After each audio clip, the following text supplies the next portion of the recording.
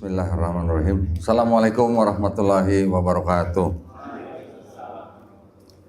Innalhamdalillah nahmaduhu nasta'inuhu wa nastaghfiruh wa na'udzubillahi min syururi anfusina wa min sayyiati a'malina may yahdihillahu fala mudhillalah wa may yudlil fala hadiyalah.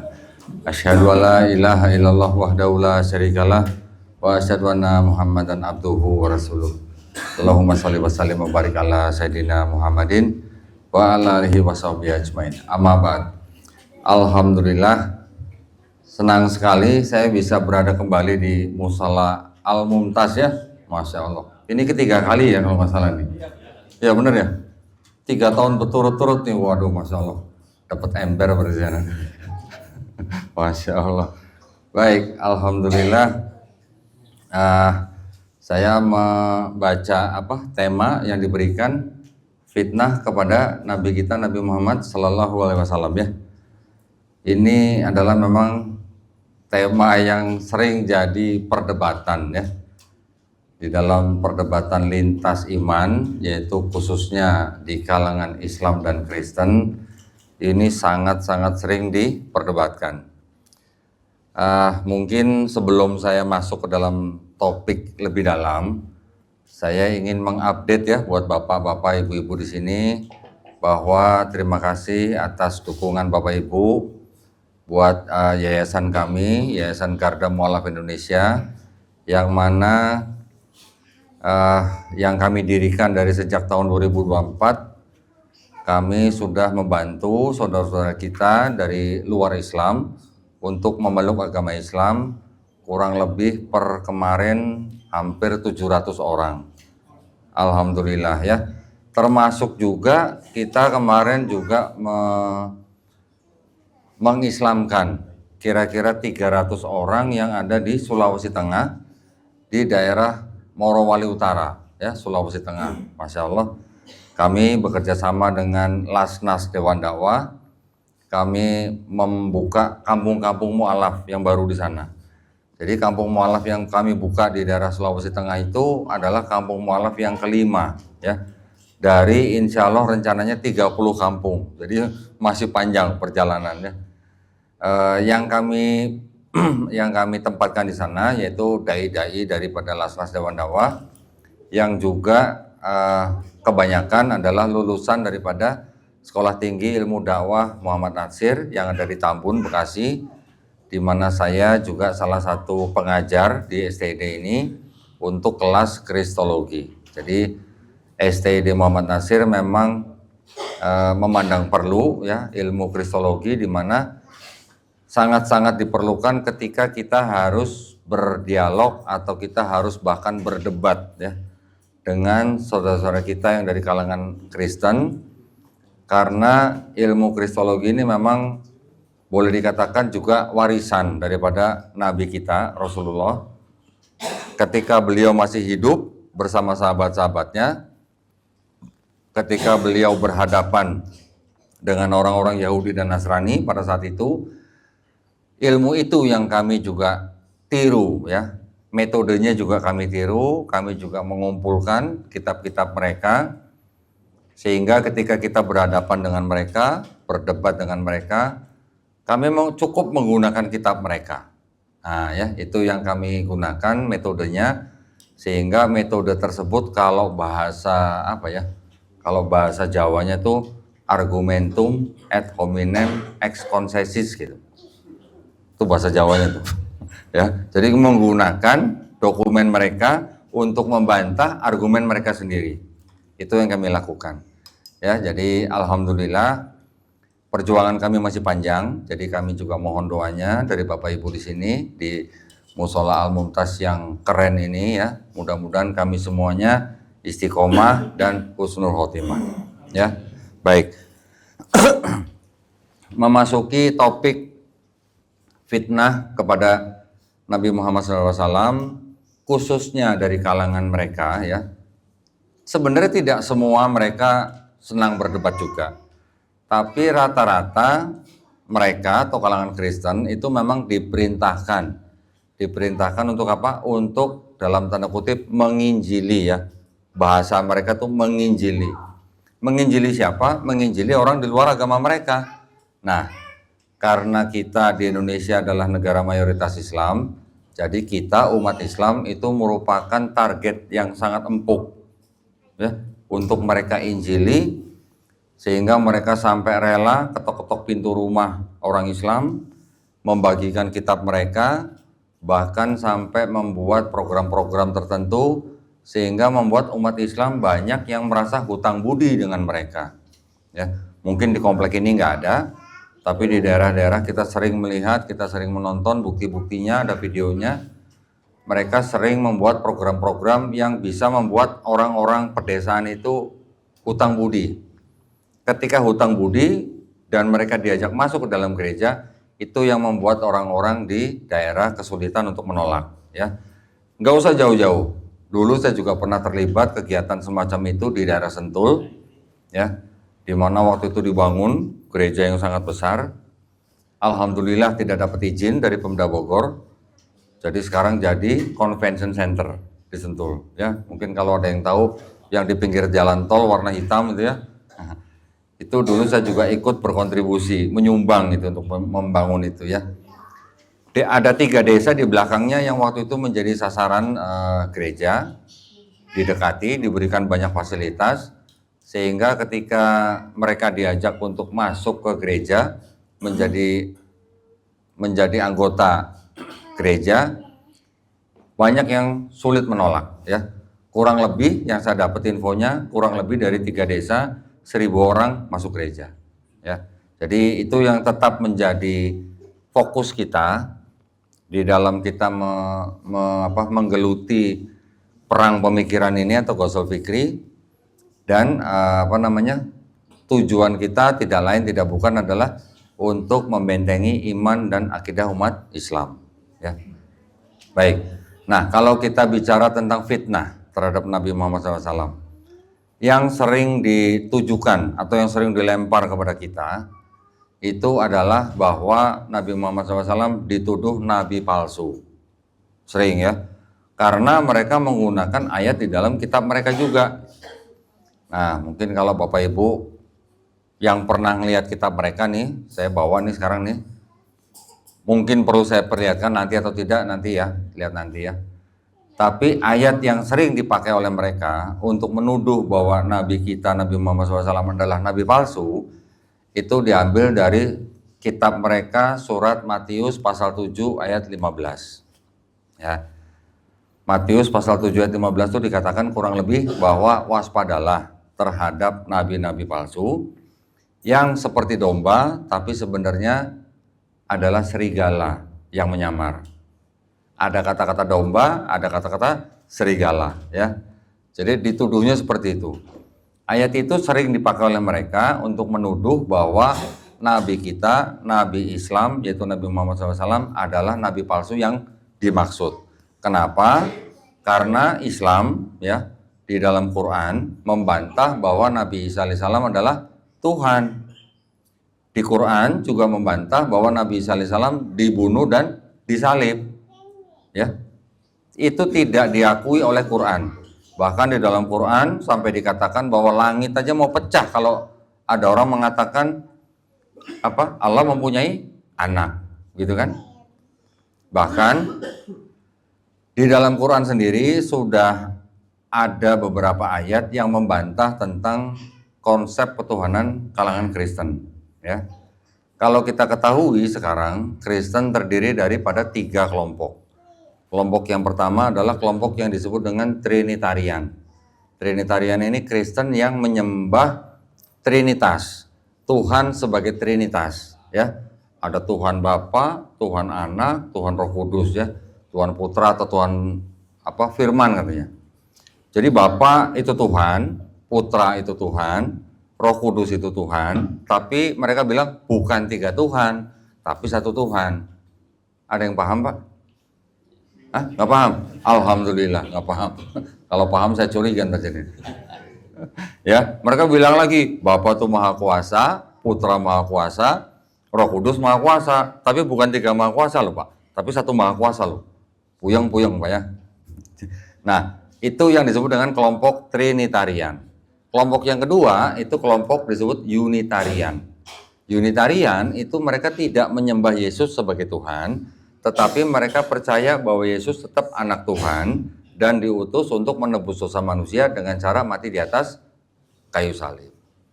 Yang ketiga, kelompok Kristen yang disebut dengan oneness. Oneness atau kesatuan, ya. Kalau tadi Trinitarian mengatakan Tuhan itu satu hakikat tapi tiga pribadi, kalau yang oneness mengatakan Tuhan itu satu hakikat, satu pribadi. Jadi mereka mengatakan yang disebut dengan Tuhan yang Maha Esa Bapa itu adalah Yesus Kristus, anak Maria, atau Isa, putra Maryam. Isa itu ya Bapa, cuma satu pribadi, bukan tiga pribadi, ya. Jadi ada tiga kelompok yang utama ini, yang sebenarnya di dalam Quran sudah dibantah ini, ya. Yang mengatakan bahwa Bapa itu Yesus, Yesus itu Bapa, itu dibantah di Quran surat Al-Maidah ayat ke-72. Ya, telah kafirlah orang yang mengatakan Allah adalah Isa putra Maryam. Yang Trinitarian juga dibantah oleh ayat selanjutnya, ayat ke-73 di Quran surat Al-Maidah. Sungguh telah kafirlah orang yang mengatakan Allah adalah salah satu dari tiga. Ya, kalau yang Unitarian ini tidak dibantah karena mereka tidak menuhankan Yesus atau Nabi Isa alaihissalam. Cuman konsep keselamatannya memang tidak sejalan dengan Islam. Dan mereka juga tidak sampai menerima kenabian Nabi Muhammad Sallallahu Alaihi Wasallam. Tetapi di Quran juga ada, Quran surat Al-Maidah, Quran surat yang sama, ayat ke-116, yang menceritakan bahwa Allah bertanya kepada Nabi Isa alaihissalam, apakah kamu pernah menjadikan dirimu selain aku dan ibumu, ya, menjadi sesembahan? Tentu saja dijawab oleh Nabi Isa alaihissalam tidak mungkin, gitu kan? Tidak mungkin Nabi Isa alaihissalam menjadikan dirinya dan ibunya selain Allah sebagai sesembahan Bani Israel. Nah, yang Quran surat Al-Maidah 116 itu membantah Kristen yang mana gitu. Orang Kristen zaman sekarang mengatakan Quran salah, Quran nggak paham Trinitas katanya. Trinitas itu Bapa, Putra, dan Roh Kudus, bukan Bapa, Putra, dan Maria gitu. Kenapa di Quran di 116 Quran surat Al-Maidah mengatakan ada Allah, ada Nabi Isa alaihissalam dan Maryam ibunya Nabi Isa gitu. Ya, jadi mereka menuduh Quran salah. Pernah dengar Pak yang begini? Pernah dengar? Kira-kira ada yang bisa jawab? Kristen apa yang dibantah oleh Quran surat Al-Maidah 116? Ternyata di abad keempat ada kalangan Kristen yang menyembah Maria atau ibunya Yesus sebagai Tuhan. Abad 4 Masehi, ya, kira-kira tumbuhnya tahun 350, malah di kawasan Arab. Nah, jadi mungkin kalau Bapak Ibu pernah dengar, katanya di Ka'bah ada gambar Maria dan Yesus gitu kan. Dulu pernah dengar isu gitu Pak ya. Itu bisa jadi adalah peninggalan kalangan Kristen-Kristen yang menyembah Maria sebagai Tuhan. Kelompok Kristen itu disebut dengan kelompok Kristen Koliridianisme. Ya, jadi ternyata ada, tapi sekarang sudah punah ya. Sekarang mungkin mereka sudah melebur dengan kelompok-kelompok yang ada yang mengatakan kelompok feminisme dan sebagainya. Jadi Qur'annya tidak salah, ya. Di Qur'an tidak salah bahwa dulu memang ada Kristen yang menyembah Allah, Nabi Isa dan Maryam gitu. Makanya di Quran surat Al-Maidah dibantah. Nah, itu sekilas tentang kelompok-kelompok Kristen. Nah, kelompok mereka yang menggunakan kitab mereka karena ada ayat di mana dianggap Yesus mengatakan waspadalah terhadap nabi-nabi palsu, sehingga ditujukan ayat itu untuk nabinya umat Islam, ya, karena di Quran membantah Trinitas, membantah oneness, membantah Koliridianisme, bahkan juga membantah bahwa Nabi Isa dibunuh dan disalib.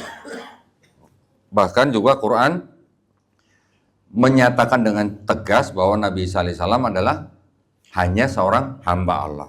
Di Quran surat Maryam ayat ke-30. Jadi karena konsep ketuhanan yang berbeda antara Kristen dan Islam, makanya Kristen menggunakan Matius 7 ayat 15 sebagai tuduhan bahwa Nabi Muhammad SAW adalah nabi palsu. Ya, boleh dikatakan ya boleh-boleh saja, itu hak mereka, gitu ya.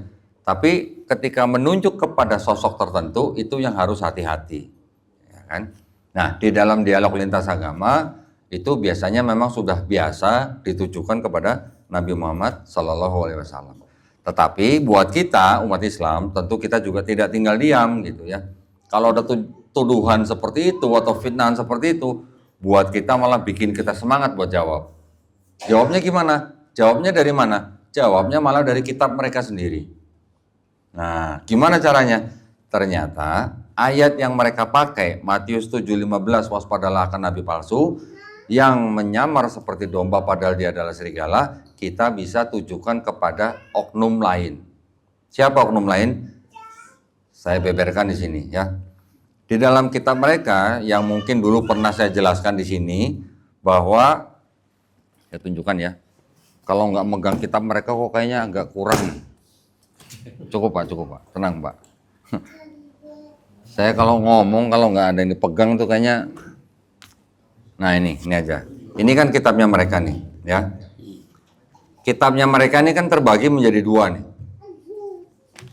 Sebagian yang tebal ini adalah sebenarnya kitab yang disebut dengan Perjanjian Lama. Kitab-kitab di sini.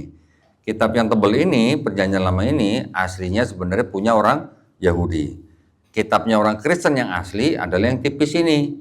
Yang tipis ini disebut sebagai Perjanjian Baru. Jadi ada Perjanjian Lama, ada Perjanjian Baru. Kalau di Quran ada nggak Pak? Quran Baru, Quran Lama gitu? Nggak ada ya. Nah ini yang Perjanjian Lama diambil dari kitabnya orang Yahudi. Kalau kita baca yang tadi Matius 7:15 itu adanya di Perjanjian Baru. Itu dianggap sebagai perkataan Yesus.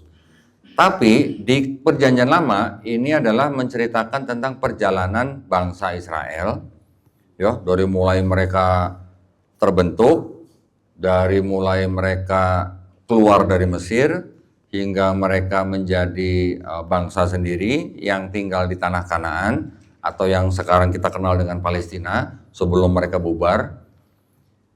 Bangsa Israel itu dikenal dengan 12 suku, ya kan? Di antara satu suku di antara mereka itu ada satu suku yang disebut dengan suku Benyamin, ya.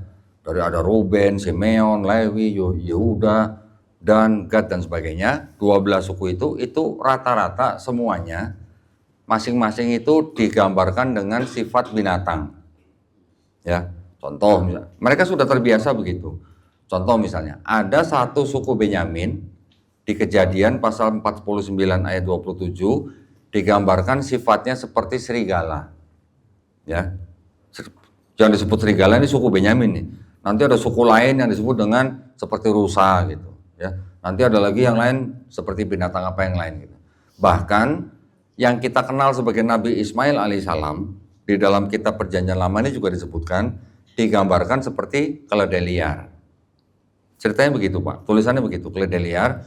Bahkan diceritakan keledai liar itu bahwa Ismail seperti keledai liar, nanti tangannya akan melawan orang lain akan melawan dia. Ya, jadi seolah-olah sosok Ismail yang ada di dalam Perjanjian Lama ini itu digambarkan sebagai orang yang suka perang, gitu ya. Ini adalah apa yang ada di dalam benaknya orang Kristen, karena memang tertulisnya keledai liar gitu.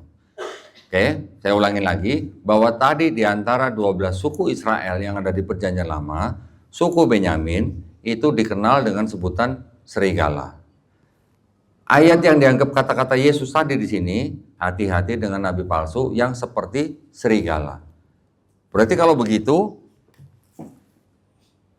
boleh nggak kita konotasikan yang seperti serigala ini bisa jadi berasal dari suku Benyamin? Bisa dong Pak, ya kan? Sebutannya sama, serigala gitu. Nah, di dalam Perjanjian Baru ini yang ada totalnya 27 surat. Saya pakai kata surat nih biar Bapak-bapak akrab nih ya. Kalau Quran kan kita taunya surat gitu kan. Kalau saya sebut kitab di sini Bapak takutnya kitab satu kitab tebal gitu.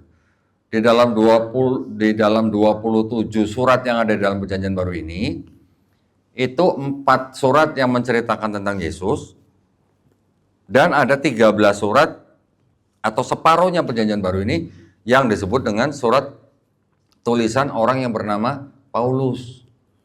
Pernah dengar Paulus Pak? Pernah? bukan debt collector sebelah ya Pak ya, bukannya. Paulus orang yang disebutkan di sini adalah orang yang dianggap hidup sejaman dengan Yesus, umurnya kira-kira beda 4 tahun, tetapi nggak pernah ketemu gitu, nggak pernah tatap muka gitu, ya. Paulus diceritakan dia dulunya adalah seorang pernah menjadi warga negara Romawi. Dia kerjanya mengejar-ngejar pengikut Yesus untuk dipersekusi, dibunuh, dipenjara, disiksa dan sebagainya, penganiaya jemaat gitu bilangnya. Di mana dia mengaku ketika Yesus sudah diangkat, ceritanya Paulus sedang mengejar pengikut Yesus ke kota Damsyik. Di pertengahan jalan dia mengaku melihat cahaya dan mendengar suara. Suaranya apa? Saul, Saul, mengapa engkau menganiaya aku? Menurut pengakuan Paulus itu adalah suaranya Yesus gitu. Ya. Jadi di dalam tradisinya Kristen, Paulus yang mengangkat dirinya sendiri sebagai rasul, tulisannya rasul, tapi maknanya beda dengan rasul dalam Islam. Ya, kalau rasul di kitabnya Kristen itu artinya pengikut Yesus. Tapi kalau rasul di dalam Islam kita tahu bahwa rasul adalah nabi yang menerima risalah, gitu ya. Paulus yang mengangkat dirinya sendiri sebagai rasul di sini mengaku dia mendengar suara dan melihat cahaya dan itu berasal dari Yesus. Sehingga dia mengangkat dirinya sebagai rasul dan dia mengaku mendapat wahyu dari Yesus. Walaupun dia tidak pernah ketemu Yesus secara tatap muka. Selama Yesus masih hidup, tidak pernah ketemu Yesus. Paulusnya nih. Oke. Dan Paulus ternyata adalah seorang Israel. Dia dari bangsa Israel. Ya. Ternyata dia dari suku apa? Suku Benyamin. Tadi kita ingat Benyamin disebut apa? Serigala. Ya. Paulus ternyata dia berasal dari suku Benyamin, ada di suratnya dia sendiri, pengakuan dia sendiri di Filipi pasal 3 ayat 5. Dia mengaku dari orang Israel, suku Benyamin, dan sebagai apa? Orang yang bermadzhab Farisi. Ya, jadi bangsa Israel ketika zaman Bait Suci yang kedua, dari kira-kira abad 6 sebelum Masehi, sampai kira-kira abad pertama Masehi, mereka hidup pada zaman Bait Suci yang kedua. Bait Suci ini apa? Bait Suci ini yang kita kenal dengan di kawasan di Palestina itu ada, kita sebutnya dengan apa? Masjidil Aqsa. Ya, kompleknya namanya Masjidil Aqsa.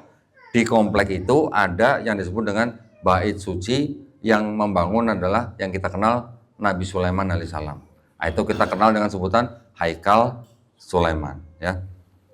Pada zaman bangsa Israel hidup pada zaman Bait Suci yang kedua itu,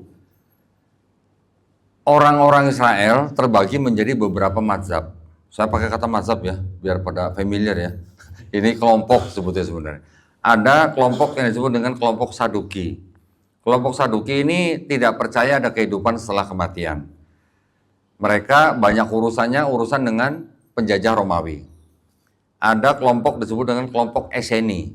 Esseni itu adalah kelompok yang religius gitu, sangat religius, dan mereka suka tinggal di gua-gua, memisahkan diri dari masyarakat.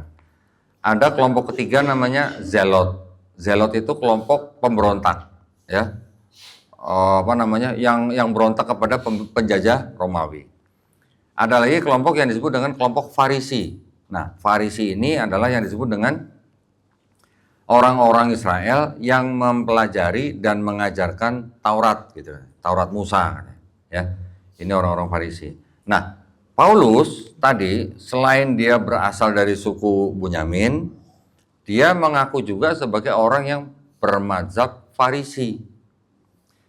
Di kitab yang sama ini ada juga yang disebut dengan Matius pasal 16 ayat 6, dianggap perkataan Yesus mengatakan bahwa hati-hatilah dengan orang yang ragi, saduki, dan farisi. Ragi itu artinya mazhab juga, ya, kelompok. Gitu. Jadi Yesus di sini mengatakan di Matius 7:15, waspadalah terhadap nabi palsu yang seperti serigala. Yesus juga mengatakan bahwa waspadalah terhadap ragi, saduki, dan farisi. Paulus yang di sini Perjanjian Baru mengakuinya dia berasal dari suku Benyamin, dia juga orang Farisi. Jadi di dalam kitab mereka sendiri sudah ada peringatan dari sosok yang disebut dengan Yesus atau kita kenal dengan Nabi Isa alaihissalam yang memperingati bangsa Israel hati-hati terhadap orang suku Benyamin dan Farisi. Ya, Paulus orang Benyamin, suku Farisi. Dan ketika Paulus sudah menyatakan diri sebagai rasul, dia mengajarkan sesuatu yang berbeda dengan Yesus. Di dalam 4 surat Matius, Markus, Lukas, Yohanes yang menceritakan tentang Yesus, Yesus mengajarkan bangsa Israel, syahadatnya begini, Shema Israel, Adonai Elohenu, Adonai Ehad. Perhatiin ya, Adonai Elohenu, Adonai Ehad. Ada kata Ehad. Berarti di situ artinya apa? Allah Tuhan kita, Allah itu Esa. Itu artinya ya, saya menggunakan kata-kata atau terminologi yang supaya bapak-bapak ini familiar gitu. Sahadatnya Yesus mengatakan begitu, Shema Israel, Adonai Elohenu, Adonai Ehad. Nabi Muhammad SAW diberi ayat Kul huwallahu ahad. Quran surat Al-Ikhlas ayat pertama. Kira-kira mirip nggak artinya Pak? Mirip gitu ya. Tapi kalau Paulus tentang Tuhan, dia mengatakan bahwa Yesus itu adalah rupa Allah gitu tulisannya. Tulisannya Allah Pak. Saya nggak sebut Allah nih Pak. Karena di sini tulisan Allahnya nggak pakai tasdid Pak jadi. Ya, jadi saya sebutnya Allah nih.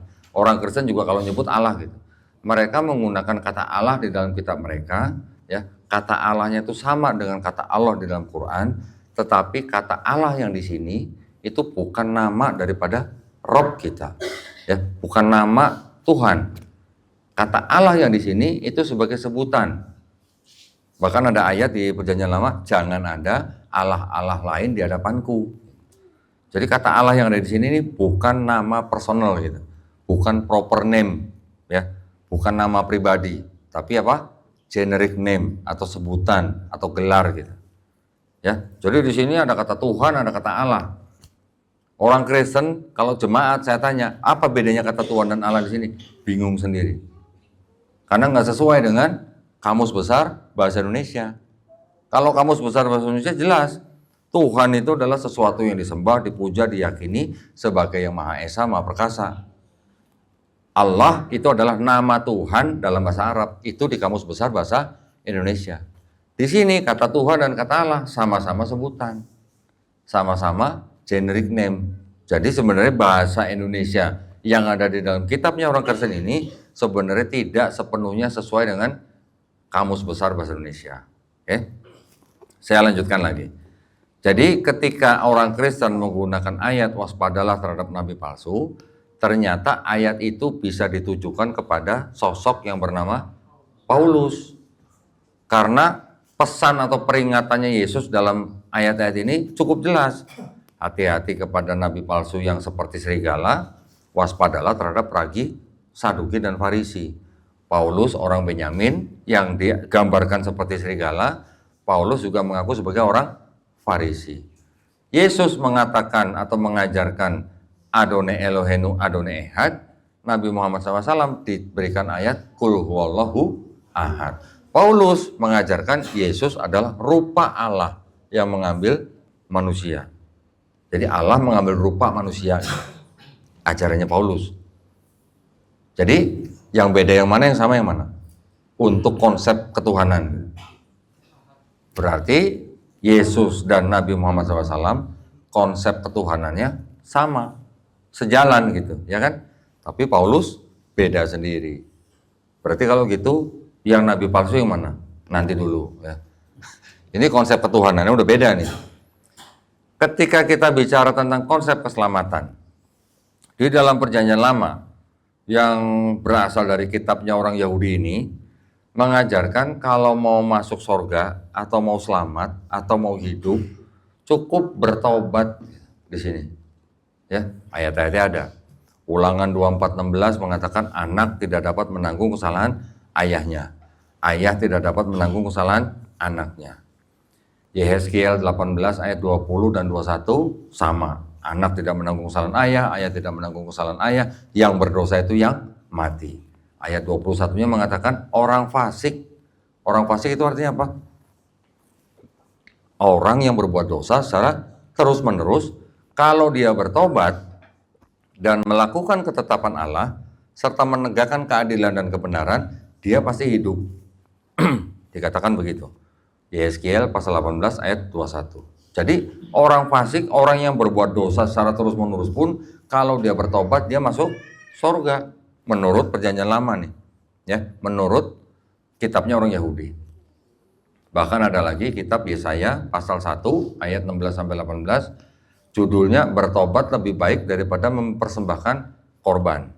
Ayat-ayatnya, basuhlah, jauhkanlah perbuatan-perbuatan jahatmu dari depan mataku, mata Tuhan maksudnya.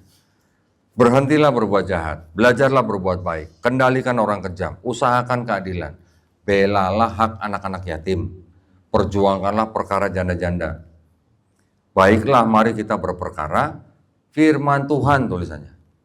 Jika dosamu merah seperti kirmizi, akan menjadi putih seperti salju. Jika dosamu merah seperti kain kesumba, akan menjadi putih seperti bulu domba. Artinya apa? Konsep begitu kita kenal di dalam Islam apa? Amar ma'ruf, nahi mungkar. Ya kan? Sama kan? Disuruh bertobat, membela hak anak yatim, memperjuangkan perkara janda-janda, mengendalikan orang kejam. Artinya apa? Amar ma'ruf, nahi mungkar.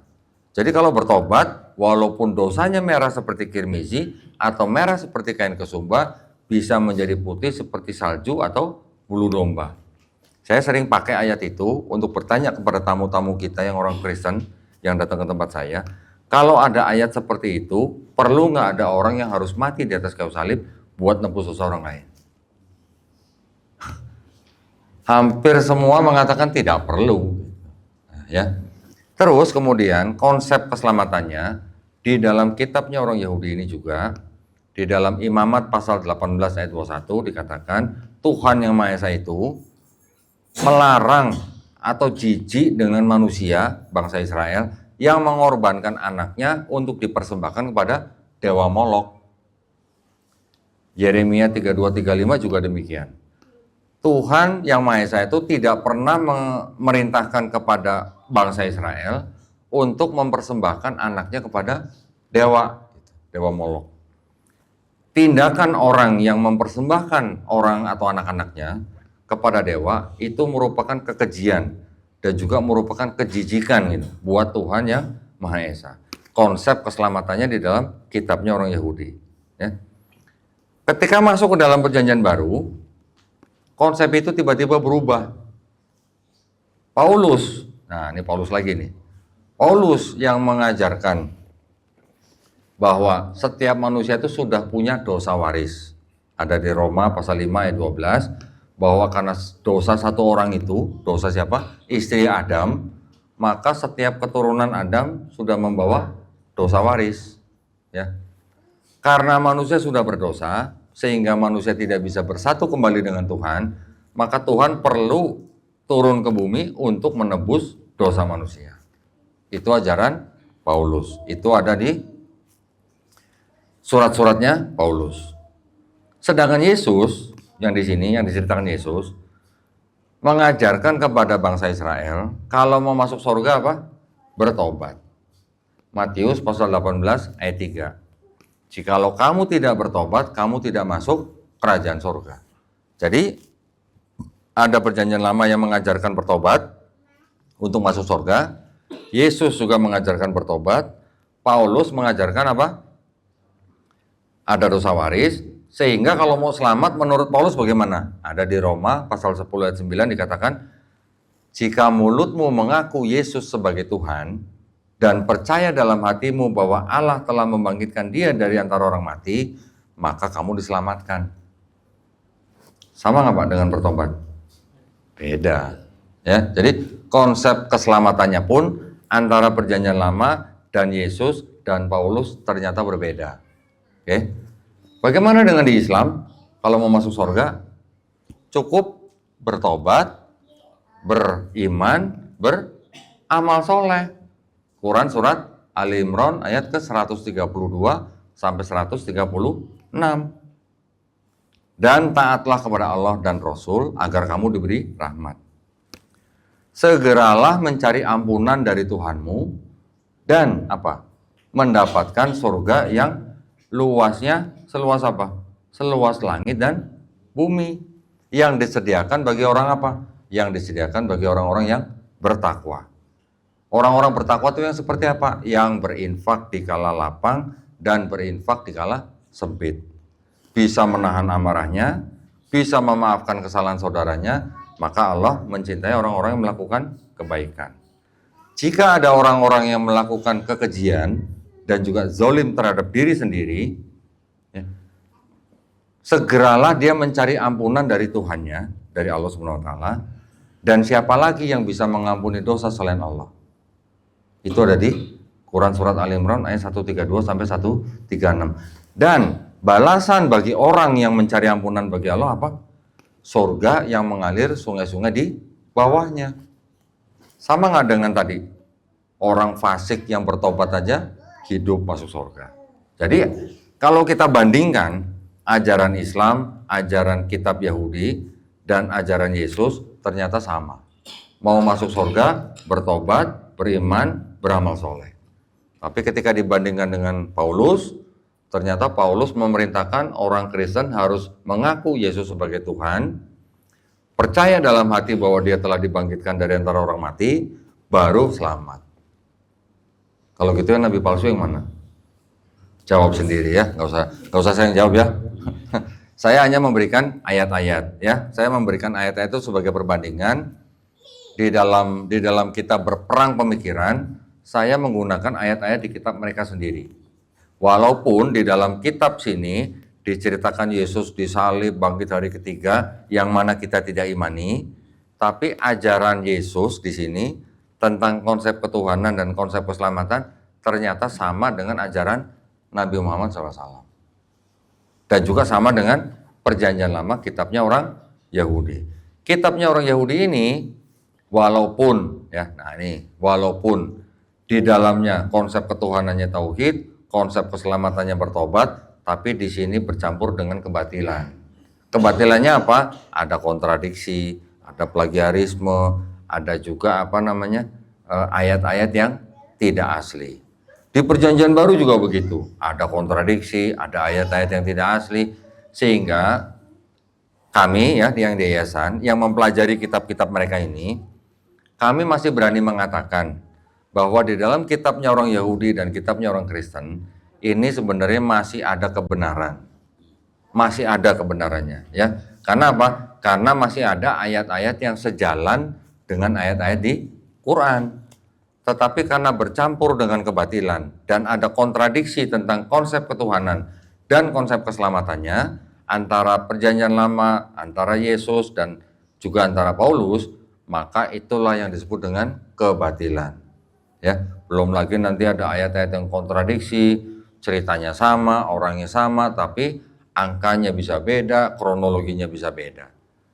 Plus ditambah lagi bahwa ternyata di dalam kitabnya orang Kristen, setelah kita pelajari, ternyata ini juga menyadur dari cerita-cerita rakyat beratus-ratus tahun sebelumnya.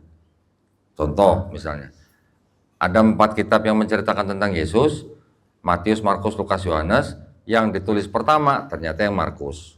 Kira-kira ditulis tahun 65 sampai 70 Masehi.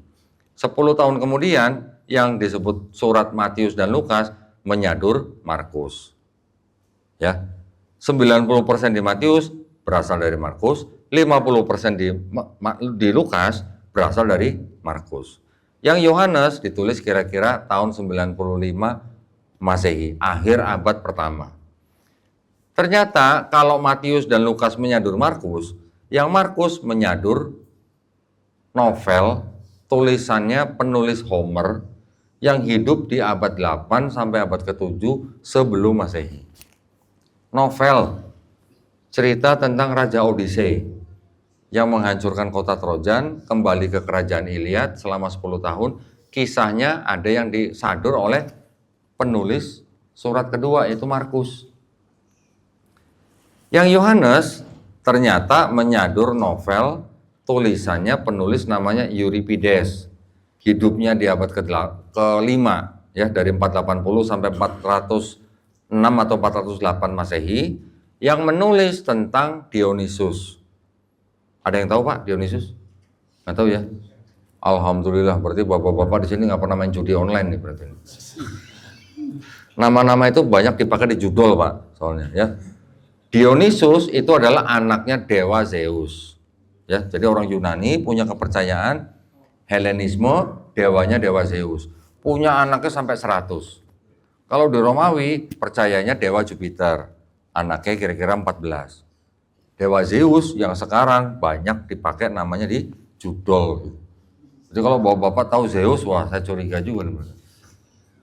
Ya, tapi ketika kita bisa membuktikan bahwa di dalam 4 surat yang menceritakan tentang Yesus di dalam sini, walaupun masih ada ajaran tauhid dan konsep keselamatannya taubat yang mana sama dengan Islam, tapi ternyata bercampur dengan kisah-kisah novel yang berasal dari ratusan tahun sebelum ada Yesus. Buku-bukunya ada nggak? Ada. Saya bawa di sini. Makanya saya bawa nih, takutnya kalau di jalan ketemu pendeta debat ya, itu kan saya tinggal buka-buka. Bahkan ada satu lagi, tadi saya mungkin lupa ngasih tahu, dari 4 ini, Matius, Markus, Lukas. Yang Lukas juga ada sebagian menyadur penulis novel namanya Vergil. Vergil itu penulis dari Yunani. Ini juga 100 atau 200 tahun sebelum Masehi. Ini bukunya. Ada tabelnya. Ini saya belinya sampai di luar negeri nih Pak. Ceritanya memang dokumennya, tulisannya Vergil ada dalam bahasa Yunani. Dibandingkan dengan kisah-kisah di dalam surat-surat yang namanya Lukas di sini, itu sama. Cuma nama orangnya diganti, nama tempatnya diganti. Ya, ini yang Lukas. Ini yang Yohanes. Menulis atau menyadur dari novelnya penulis namanya Euripides. Yang bercerita tentang Dionysus, anak dewa Zeus. Ada lagi, mana ya? Wah, dalam di bawah Pak, susah ngambilnya Pak. Ya, kira-kira gitu ya. Jadi saya hanya ingin menyampaikan bahwa di dalam kitabnya orang Kristen ini, walaupun ya saya berani mengatakan masih ada kebenaran tentang konsep ketauhidan dan konsep keselamatan yang sama dengan Islam, tapi ini telah bercampur dengan kebatilan. Kebatilannya itu apa tadi? Ada kontradiksi, ada plagiarisme, ada ayat-ayat yang tidak otentik, dan juga ada saduran-saduran novel. Ya. Jadi kalau 4 surat yang menceritakan tentang Yesus di sini saling menyadur, berarti kan ini kan kitab-kitab yang sadur menyadur menjadi satu gitu berarti. Ya Pak ya? Ya, jadi itu fakta ya. Sampai sekarang belum ada pendeta yang bisa menyanggah ini. Belum ada pendeta yang bisa menyanggah ini. Yang menulis ini adalah namanya Dennis R. McDonald, orang Amerika, guru besar di sebuah universitas ternama, dan dia juga seorang sejarawan. Dia punya dokumennya, misalnya contoh yang Markus menyadur cerita tentang Odyssey, ada dokumen cerita tentang Raja Odyssey itu dalam bahasa Yunani, dan juga dia juga ada dokumen yang 4 gospel itu dalam bahasa Yunani dibandingkan. Metode pengambilan cerita itu, di mana ceritanya diambil, tapi nama orang dan nama tempatnya diganti, itu metodenya disebut dengan metode mimesis. Gitu. Ya, ini buat referensi aja. Jadi, alhamdulillah, kalau Quran ada nggak Pak sadur menyadur Pak? Hah? Nggak ada ya. Quran ada nggak Pak kontradiksi Pak? Nggak ada. Ya. Tapi ada satu ayat loh Pak. Ada satu kata kontradiksi dalam Quran. Halo, udah pada tegang kalau dengar Quran ada kontradiksi ini. Ya, kalau kita baca di Quran surat An-Nisa ayat ke-82, kalimatnya jelas. Kalau Quran ini tidak berasal dari Allah SWT, pasti banyak ikhtilafan. Ikhtilafan itu apa? Kontradiksi. Ya, Allah sendiri yang menjamin bahwa di dalam Quran tidak ada kontradiksi. Ya, jadi alhamdulillah kita sebagai umat Islam memiliki Quran ya yang tinggal kita baca dan kita amalkan, sehingga kalau kita tahu isinya kitab mereka bagaimana, kondisinya bagaimana, masalahnya apa, sejarahnya bagaimana, bagaimana bisa kita dimurtadkan oleh kalangan mereka gitu. Itu tujuan saya, tujuan kami ya, untuk mempopulerkan ilmu yang disebut dengan, saya sebutnya sekarang bukan kristologi lagi sebenarnya. Kalau kristologi ini terbatas hanya untuk Kristen gitu ya. Nah, sekarang saya sebut dengan Krislamologi. Kenapa? Karena di dalam Krislamologi, selain daripada mempelajari agama mereka, kita juga harus upgrade, kita juga harus meningkatkan ilmu kita tentang Islam juga. Tujuannya supaya kita bisa membantah fitnah-fitnah atau syubhat-syubhat terhadap Islam. Ya, tadi yang saya bahas adalah tuduhan bahwa Nabi Muhammad SAW adalah nabi palsu buat orang Kristen. Ya mereka mau menuduh begitu monggo, tapi kita bisa menjawab dari kitab mereka sendiri bahwa ajaran kitab yang di sini dianggap sebagai ajaran Nabi Musa dan nabi-nabi lainnya dibandingkan dengan ajaran Yesus di Perjanjian Baru, ternyata konsep ketuhanan dan konsep keselamatannya sama. Tapi dibandingkan dengan Paulus berbeda. Jadi kita yang balik nanya dengan fakta-fakta ayat-ayat yang sudah tadi saya sebutkan, yang lebih cocok disebut nabi palsu yang mana? Gitu ya. Itu satu tuduhan. Ini saya sampai jam berapa nih, Mas? Hah? Sampai zuhur? Sampai zuhur kering tenggorokan saya nih, puasa nih ya. Oke, satu lagi, tuduhan terhadap Nabi Muhammad SAW. Oke. Di dalam ranah perdebatan itu sering sekali juga Nabi Muhammad SAW dituduh sebagai pedofil. Ada yang tahu Pak pedofil? Tahu ya? Pedofil kan itu sebenarnya penyakit kejiwaan. Istilah pedofil sendiri itu baru ada tahun berapa Pak? Ada yang tahu Pak? Baru abad 19 Mas. Abad 19. Yang menciptakan istilah pedofil itu seorang psikiater dari Wina ya. Wina, namanya tuh kalau nggak salah siapa ya, susah bener nyebutnya, Richard von Krafft-Ebing gitu. Nah ini tumben bener saya ngomong ini, biasanya susah ngomongnya. Richard von Krafft-Ebing, seorang psikiater dari Wina, tahun 1886 baru memperkenalkan istilah pedofil. Ya, pedofil itu sebenarnya adalah penyakit kejiwaan yang dimana penderitanya tuh menyukai anak kecil sampai berbuat persetubuhan, ya. Ciri-cirinya apa kalau pedofil? Menurut dia, ciri-cirinya apa? Orangnya pendek, orangnya kidal. Ciri-ciri ya, ini ciri-ciri ya. Pendek, kidal, jangan ada yang tersinggung nih. Ini saya cuma menyebutkan ciri-ciri nih. Ntar dulu ya. Ciri-cirinya pendek, kidal, IQ-nya rendah. Nah, IQ-nya rendah nih ya. Katanya kebanyakan penderita pedofil itu sering waktu kecil mungkin sering terbentur kepalanya. Punya luka kepalanya gitu ya. Ini ciri-ciri loh ya, ciri-ciri. Sekarang kalau kita bandingkan beberapa ciri ini dengan Nabi Muhammad SAW berdasarkan hadis yang sahih. Nabi Muhammad SAW pendek apa enggak? Enggak, ya kan? Kidal enggak? Enggak juga. Memorinya atau IQ-nya tinggi apa rendah, Pak? Tinggi, ya. Karena beliau diberikan keistimewaan, bahkan beliau dipersiapkan dari kecil untuk apa? Untuk menerima Quran.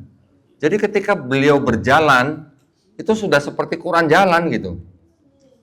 Apa yang ada di dalam Quran sekarang kita baca nih semuanya ada di dalam otak beliau gitu. Jadi beliau seperti Quran berjalan nih. Jadi dia hafal. Bagaimana bisa dibilang IQ rendah kalau bisa menghafal Quran? Ya kan? Berarti kalau lihat dari ciri-cirinya tidak mungkin Nabi Muhammad SAW adalah seorang pedofil. Oke, itu baru dari ciri-cirinya. Yang kedua, kenapa Nabi Muhammad SAW dituduh pedofil? Karena ada hadis tentang pernikahan beliau dengan Aisyah, ya kan? Hadis tentang pernikahan Nabi Muhammad SAW dengan Aisyah ini memang ada di dalam dua hadis yang dianggap hadis sahih. Hadis Bukhari dan hadis Muslim, ya kan? Kita sebagai umat Islam memang gimana ya? Hadis Bukhari dan hadis Muslim ini kan dua riwayat hadis yang dianggap nih yang paling sahih gitu kan. Jadi untuk menjawab tuduhan bahwa Nabi Muhammad SAW adalah pedofil itu memang bisa dengan dua cara, ya. Cara pertama atau pendekatan pertama, kita anggap saja hadis yang ada di dalam hadis Bukhari dan Muslim itu benar. Anggap saja begitu, oke? Ya, saya tahu bapak-bapak juga pasti mungkin tidak setuju gitu kalau Nabi Muhammad SAW menikahi Aisyah ketika berusia 6 tahun dan menggauli berusia 9 tahun. Tapi pendekatan pertama anggap saja benar, oke? Apa yang bisa kita ambil daripada pendekatan pertama? Orang Arab itu termasuk ras yang namanya ras Kaukasoid. Ya, Kaukasoid itu rasnya orang bule. Orang-orang Eropa juga ras Kaukasoid. Dari sisi ilmu pengetahuan mengatakan bahwa kalau ras Kaukasoid, khususnya yang hidup di daerah yang panas atau padang gurun gitu, dan dietnya atau makanannya kebanyakan makan daging, itu wanitanya lebih cepat dewasa daripada ras lain. Ya, pertama. Yang kedua, juga wanitanya yang disebut lebih cepat dewasa itu dia lebih cepat bisa haid gitu ya, datang bulan. Lebih cepat.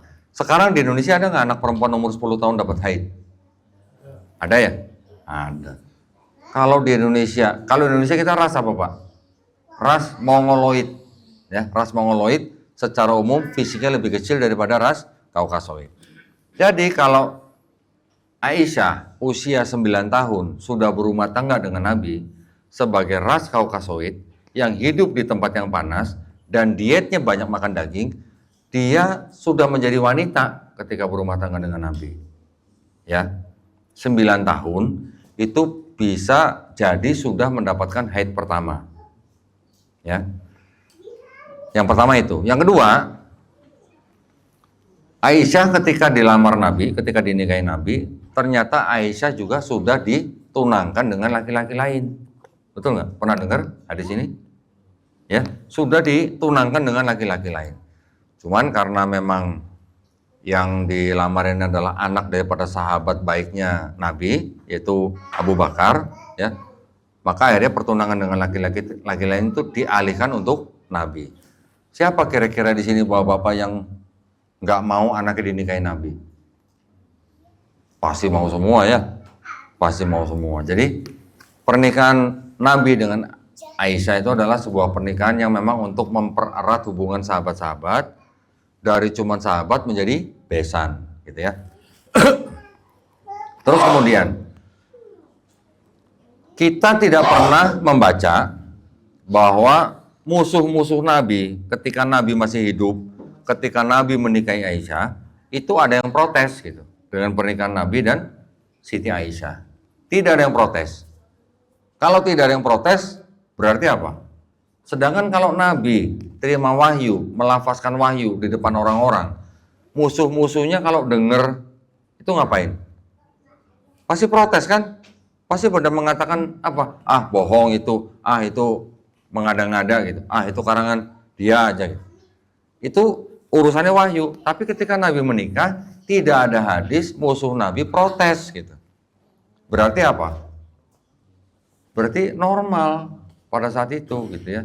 Jadi menurut yang saya baca menurut sejarawan-sejarawan, bahkan sejarawan yang dari kalangan orientalisme sekalipun, mereka berani mengatakan bahwa pernikahan dini di daerah situ dan untuk bangsa-bangsa Semit itu memang wajar pernikahan dini, ya. Kalau dengan kenyataan seperti itu, kita sekarang lari kepada kitabnya mereka sendiri, khususnya yang kitab Perjanjian Lama nih, ya. Di dalam kitab Perjanjian Lama ini ada tokoh anak daripada Abraham atau kita kenal dengan Nabi Ibrahim alaihissalam, yaitu Nabi Ishak alaihissalam yang kita kenal. Di sini Ishak diceritakan punya istri namanya Ribka. Ribka ketika dinikahi oleh Ishak di sini memang tidak disebutkan umurnya, tapi menurut tafsir rabi-rabi berdasarkan kronologi yang ada dalam kitab ini, umurnya 3 tahun. Ribka di sini, ya. Di sini tidak tertulis 3 tahun, tapi saya punya kitabnya orang Yahudi yang ada tafsirnya dikatakan 3 years old, Ribka. Kemudian di sini ada tokoh lagi yang kita kenal dengan Nabi Daud alaihissalam. Di sini di Perjanjian Lama memang dia tidak disebut nabi, di Perjanjian Baru dia baru disebut nabi. Di Perjanjian Lama dia diceritakan berzina. Daud ini, ya. Berzina dengan siapa? Dengan Binor. Ada yang tahu Binor, Pak? Oh, Binor orang. Oh, tahu Bapak ini Binor. Ya, dengan Binor. Siapa Binornya? Istri panglima tentaranya Daud sendiri. Panglima tentaranya Daud namanya Uria, punya istri namanya Betseba. Betseba berzinah dengan Daud, kemudian suaminya oleh Daud ditaruh di medan perang paling depan. Biar apa? Biar cepat mati. Bener mati gitu. Setelah mati baru istrinya Betseba ini dinikahi oleh Daud. Berdasarkan umur kakeknya Betseba yang namanya Ahitofel. Ahitofel ini kakeknya Betseba menjadi penasehatnya Daud. Itu kakeknya Betseba meninggalnya usia 33 tahun. Umur 33 tahun sudah punya cucu. Jadi punya anak umur berapa tuh kira-kira? Ya, berarti umur 10-11 tahun sudah punya anak. Anaknya juga begitu. Umur 11 tahun sudah punya anak. Makanya ketika Ahitofel meninggal usia 33 tahun, kemudian umur Daud juga berapa kurang lebih 50 tahunan, itu kalau dihitung mundur, ya, dihitung mundur, ketemu umurnya Betseba, usianya ketika dinikahi oleh Daud, usianya tidak lebih daripada 7 sampai 9 tahun.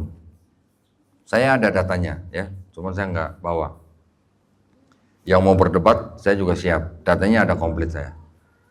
Jadi kalau Ribka dinikahi Ishak 3 tahun, Betseba dinikahi oleh Daud di sini 7 sampai 9 tahun, yang di Perjanjian Baru Maria ibunya Yesus di sini diceritakan kan mengandung Yesus, kemudian dinikahi oleh suaminya Yusuf. Di kitab yang di luar Bible, ya, menceritakan bahwa Maria itu ketika hamil usianya berapa? 12 tahun. Jadi kalau begitu, bisa nggak kita menyebut dengan standarnya orang Kristen yang menuduh Nabi kita pedofil? Bisa nggak kita sebut Ishak, Daud, kemudian Yusuf di sini pedofil? Dengan standar yang sama gitu, ya. Kalau dengan standar yang sama, mereka juga harusnya menuduh Ishak, Daud, dan Yusuf juga pedofil. Gitu kan? Nah, jadi kita tinggal mengembalikan kepada mereka. Di kitab mereka ada cerita-cerita seperti itu. Ya, bahkan umurnya bisa dihitung, bahkan ada tafsir Rabi Yahudi yang sangat dihormati mengatakan usia yang malah lebih kecil daripada usianya Aisyah. Gitu maksudnya, ya. Itu kalau menggunakan pendekatan hadis Bukhari dan hadis Muslim benar, ya. Tapi kalau misalnya kita menggunakan pendekatan yang kedua, kalau kita menggunakan studi bahwa menurut Malik Ibnu Anas itu adalah yang meriwayatkan hadis bahwa Aisyah dinikahi 6 tahun, berumah tangga umur 9 tahun, yang meriwayatkan bernama Hisham bin Urwah. Hisham bin Urwah ini dulunya hadisnya atau riwayatnya dipercaya sampai ketika dia sudah pindah ke Irak usia 70 atau 71 tahun. Oleh Malik bin Anas ini dianggap dia sudah pikun. Ya. Jadi riwayatnya sudah dipertanyakan. Juga kalau kita melihat dari Ibnu Katsir misalnya. Ibnu Katsir mencatat bahwa usia kakak perempuannya Aisyah, yaitu Asma, itu 10 tahun lebih tua daripada Aisyah. Dan diceritakan bahwa Asma, kakak perempuannya Aisyah ini meninggalnya tahun 73 Hijriyah, ketika berusia 100 tahun. Ya, 73 Hijriah meninggalnya 100 tahun. Berarti ketika hijrah, ketika Nabi hijrah tahun 600 berapa? Hijrahnya 22 ya. 622 kalau enggak. Berarti Asma usianya berapa? Kan itu kan 622 Masehi kan dihitung sebagai tahun 1 Hijriah, ya kan? Berarti kalau Asma meninggal tahun 73 Hijriah usia 100 tahun, berarti pada waktu hijrah dia usianya berapa? 100 kurangin 73 kan? Berarti berapa? 27 tahun ketika hijrah. Kalau dia berusia 27 tahun dan dia 10 tahun lebih tua daripada Aisyah, berarti Aisyah usia berapa? 17 tahun. Sedangkan Nabi menikahi Aisyah 2 tahun setelah hijrah. Berarti usia berapa Aisyah ketika dia? 17 tambah 2, 19 tahun. Ya, itu kalau pendekatan yang kedua. Saya mau menggunakan pendekatan pertama atau kedua sama aja buat kalangan Kristen ketika mereka menuduh yang seperti itu. Saya tinggal pakai kitab mereka aja. Kamu mau sebut Ishak dan Daud di sini pedofil apa enggak gitu? Atau kamu mau sebut Yusuf suaminya Maria di sini pedofil atau enggak? Itu aja. Karena mereka punya kitab yang ternyata isinya juga malah lebih parah gitu. Ya, apalagi di dalam perjanjian lama ini ada kisah ketika bangsa Israel berperang punya tawanan kira-kira 32.000 wanita yang belum pernah bersetubuh dengan laki-laki. Kalau buat orang Yahudi, wanita yang belum setubuh dengan laki-laki itu usianya berapa? Itu nggak lebih dari 11 tahun gitu. Ya, karena usia 10-11 tahun itu dianggap sudah dewasa. Dari 32.000 tawanan itu dibagi kepada Tuhan. Jadi Tuhan minta upeti di sini ceritanya. Tuhan minta upeti 32 wanita yang belum pernah tidur dengan laki-laki. Kalau wanita yang dianggap belum pernah tidur dengan laki-laki, usianya nggak lebih dari 11 tahun, berani nggak mereka mengatakan Tuhan yang di sini pedofil? Nah, gitu aja kalau saya. Ya, itu cara saya mengembalikan tuduhan atau fitnah mereka terhadap Nabi Muhammad SAW. Ya, sebenarnya mungkin masih ada tuduhan-tuduhan yang lain, tapi mungkin kita sudahi sampai di sini dulu ya. Kita sambung dengan sesi tanya jawab. Ada sesi tanya jawab.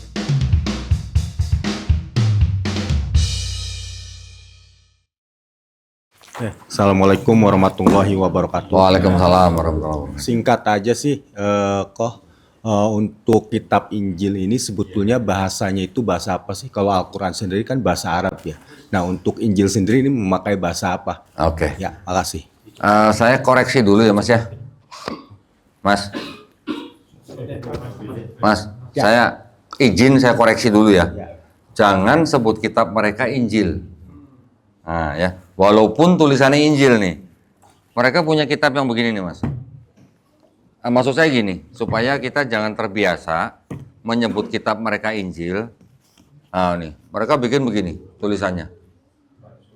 Kitab suci Injil, tulisannya gini ya. Makanya memang kebanyakan orang Islam menyebut kitabnya orang Kristen dengan sebutan Injil. Tapi saya ingin menyamakan persepsi ya Mas ya. Di dalam Quran ada Injil kan Mas? Ada berapa Injilnya? Satu kan, cuma satu kan? Yaitu apa? Wahyu yang diterima oleh Nabi Isa alaihissalam kan? Untuk siapa? Bani Israel. Pada zaman itu kan, cuma satu kan? Injilnya. Kalau di sini ada Injil menurut Matius, Injil menurut Markus, Injil menurut Lukas, Injil menurut Yohanes. Berarti dari pandangan Quran ini bukan Injil yang diterima oleh Nabi Isa gitu Mas, maksud saya. Ya, jadi karena ini bukan Injil yang diterima oleh Nabi Isa, kita sebagai orang Islam jangan sebut kitab ini Injil. Gitu. Takut rancu gitu aja Mas. Ya, begitu juga ini kitab mereka ada tulisannya Alkitab di sini, tulisannya Alkitab. Tapi kita membaca di dalam Quran Zalikal Kitabullah Raiba fi. Berarti nama lain Quran kan juga Alkitab Mas, betul nggak? Karena nama lain Al-Quran kita juga Alkitab, jangan sebut kitab mereka Alkitab. Ya. Nanti mereka juga bikin ini, Mas. Kitab suci Taurat, kitab suci apa? Zabur. Ada tulisan itu, Mas, Zabur. Apakah ini Taurat dan Zabur yang diterima oleh Nabi Musa? Bukan juga, ya. Itu mungkin ceritanya agak panjang. Tetapi kalau Mas tanya, kalau kitab mereka itu bahasa aslinya apa gitu kan? Itu bahasa aslinya adalah Yunani, Mas. Ya. Yunani Koine, Yunani istilahnya Yunani Koine itu Yunani pasaran gitu loh. Ya, kalau Quran bahasa Arab, kalau kitabnya orang Yahudi, waduh, ngambilnya agak susah. Kitab orang Yahudi yang dijadikan perjanjian lama oleh orang Kristen, kalau kitabnya orang Yahudi itu aslinya bahasanya Ibrani. Ya. Tapi, nah ini sekalian nih. Apakah yang disebut dengan kitab Tauratnya orang Yahudi itu adalah Taurat yang dimaksud Quran? Ini kita juga harus paham nih, Mas, ya. Kitabnya orang Yahudi sebenarnya yang disebut dengan Taurat, Nevi'im, Ketuvim, ini disingkat menjadi Tanakh. Nah, disingkat menjadi Tanakh. Tanakh itu singkatan Taurat, Nevi'im, Ketuvim. Ditulis kira-kira abad ke-5 sebelum Masehi. Ditulis dalam bahasa Ibrani. Bentuk tulisan Ibraninya yang ditulis pada saat itu disebut dengan Ketaf Asyuri, Mas. Ya, istilahnya Ketaf Asyuri. Ketaf Asyuri itu adanya baru di abad 9 sebelum Masehi. Tapi Nabi Musa alaihissalam hidupnya abad berapa? Abad 15, 14, ada yang mengatakan 14 sampai 13 ya. Dan pada zaman Nabi Musa pada abad-abad itu belum ada tulisan Ketaf Asyuri, itu belum ada, Mas. Yang ada pada zaman Nabi Musa hidup itu adanya tulisan Ibrani yang disebut dengan Ketaf Ivri. Bentuk tulisannya beda. Kalau yang Ketaf Ivri itu tulisannya kan model paku-paku gitu. Ya, zaman wah itu primitif banget lah. Tapi kalau yang yang disebut Ketaf Asyuri itu adanya baru di abad 9 sampai ke 7 sebelum Masehi. Berarti kalau begitu kitabnya orang Yahudi yang ditulis abad 5 sebelum Masehi itu apakah mungkin ditulis oleh Nabi Musa atau pengikutnya yang kenal Nabi Musa? Berarti kan enggak kan? Enggak mungkin. Lagi pula di dalam kitab yang disebut kitab Musa, yang 5 kitab Musa itu, Kejadian, Keluaran, Imamat, Bilangan, Ulangan. Di 5 kitab ini ada cerita lalu matilah Musa. Apa mungkin kalau begitu Musa yang menulis? Jauh ya, sepertinya kan enggak. Ada lagi bahwa nama-nama orang dan nama-nama tempat di dalam kitab-kitab mereka itu yang adanya itu ratusan tahun setelah Nabi Musa nggak ada. Berarti kitabnya orang Yahudi yang ditulis abad 5 sebelum Masehi itu tidak mungkin ditulis oleh Nabi Musa atau pengikutnya yang kenal dengan Nabi Musa. Gitu ya, Mas ya. Jadi kalau begitu, yang harus kita pahami di dalam Quran kan kita sering membaca Allah Subhanahu wa taala memberikan kitab Taurat, kitab Injil kepada Bani Israel, ya kan? Kata kitab yang ada di dalam Quran itu, Mas, itu artinya memang wahyu-wahyu yang diturunkan Allah Subhanahu wa taala kepada nabi dan rasulnya untuk Bani Israel pada zaman itu. Setuju, Mas? Setuju ya? Wahyu. Wahyu bentuknya gimana? Wahyu adalah pesan atau pengetahuan yang diturunkan Allah Subhanahu wa taala kepada nabi dan rasulnya yang langsung masuk ke dalam kolbunya, gitu kan? Zaman dulu belum ada kertas, zaman dulu belum ada buku gitu. Jadi wahyu yang diterima oleh nabi-nabinya itu disampaikan kepada Bani Israel, ya. Kata kitab artinya memang bisa wahyu yang dituliskan. Bisa dituliskan di kertas, bisa dituliskan di daun atau tulang atau batu. Tetapi selain itu artinya juga bisa apa? Hukum, ketetapan, perintah, aturan dari Allah SWT kepada suatu kaum tertentu. Itu, Mas, ya. Jadi kata kitab belum tentu harus berarti buku begini. Ini baru kapan? Mesin cetak aja baru abad 15 atau 16 itu baru ada, ya. Jadi menjawab pertanyaan Mas tadi, yang bahasa aslinya kitabnya orang Kristen itu adalah bahasa Yunani, yang orang Yahudi kitabnya yang disebut dengan Tanakh itu bahasa Ibrani, ya. Silakan yang lain. Silakan, Ropan.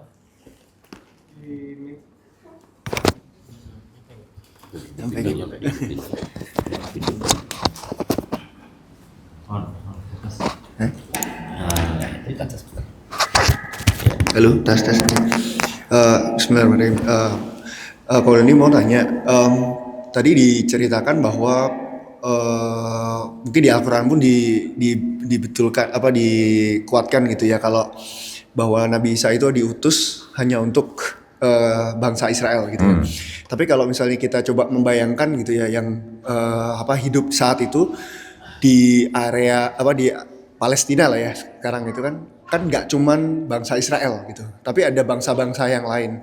Nah sebetulnya mereka ini nabinya siapa dan menyembah apa gitu deh. Kan masyarakat di sana kan saya yakin pasti majemuk ya, nggak cuman orang Israel doang gitu. Nah kemudian nanti setelah Nabi Isa diangkat, Ko Doni pernah cerita bahwa akan ada kayak istilahnya kalau yang risalahnya Nabi Isa tuh diteruskan oleh murid-murid yang 12 murid Nabi Isa. Tapi untuk yang di luar Bani Israel gitu ya kan, katanya Paulus mengklaim bahwa dia adalah utusan untuk di luar bangsa Israel gitu. Nah, apakah terus akhirnya kita bisa bilang bahwa terlepas dari bahwa si Paulusnya ajarannya agak belok gitu ya, tapi sebetulnya kepada orang-orang di luar bangsa Israel ini bagaimana murid-murid Nabi Isa itu menyikapi mereka yang apakah terus ya ibaratnya jadi mu'alaf lah istilahnya gitu, atau mereka jadi masuk ajaran Nabi Isa atau malah bagaimana gitu. Ya. Gitu sih. Makasih. Baik. Kalau dari sisi sejarahnya, yang disebut dengan orang-orang Kristen pada zaman tidak lama setelah Yesus tidak ada, itu ada beberapa kelompok, Mas ya. Ada yang disebut dengan kelompok Nazarin. Nazarin ini yang dipimpin oleh yang katanya saudaranya Yesus, yaitu Yakobus. Nazarin ini dianggap sebagai orang-orang pengikut Yesus yang berasal dari kota Nazaret. Mungkin kalau di Quran kita sering membaca sebagai Nasoroh gitu ya. Ada juga kelompok yang disebut dengan Ebionite. Ebionite ini juga orang-orang Yahudi. Ini tidak berasal dari Nazarin, tapi mereka dan Nazarin ini tidak menyembah Yesus sebagai Tuhan. Ya, mereka hanya menganggap Yesus sebagai pemimpin rohani. Tapi orang-orang ini juga sunat, nggak makan babi dan sebagainya, mengikuti hukum Taurat. Ada lagi nanti Kristen yang Gnostik. Nah, Gnostik ini macam-macam. Salah satunya ada Kristen di bawahnya Gnostik ini adalah Kristen Basilidean. Kristen Basilidean ini yang tumbuhnya malah di Mesir. Kristen Basilidean ini punya kitab-kitab mereka sendiri yang akhirnya ditemukan di abad ke-20 yang disebut dengan dokumen-dokumen Nag Hammadi. Di dalam kitab-kitab mereka mengatakan bahwa Yesus menonton penyaliban itu dari jauh sambil tertawa. Pernah dengar? Jadi yang disalib bukan Yesus. Ya, jadi Kristen Basilidean ini tidak percaya bahwa Yesus yang disalib. Yang disalib adalah Simon orang Kirene. Ya, Kirene, bukan Cinere Mas ya. Terus kemudian ada lagi Kristen yang disebut kalangan Arianisme, pemimpinnya Arius, yang mana mereka juga tidak menyembah Yesus sebagai Tuhan, tetapi mereka percaya bahwa Yesus adalah ciptaan yang paling mulia, lebih mulia dari malaikat, tapi pernah tidak ada gitu. Ya. Jadi tidak disembah sebagai Tuhan. Tapi kalangan Arianisme ini tetap percaya bahwa Yesus datang untuk menebus dosa manusia. Kelompok yang terakhir ini adalah kelompok yang disebut dengan Kristen Paulin atau orang-orang Kristen yang mengikuti pemikiran Paulus. Ya. Nah, tapi kalau dari tradisi Islam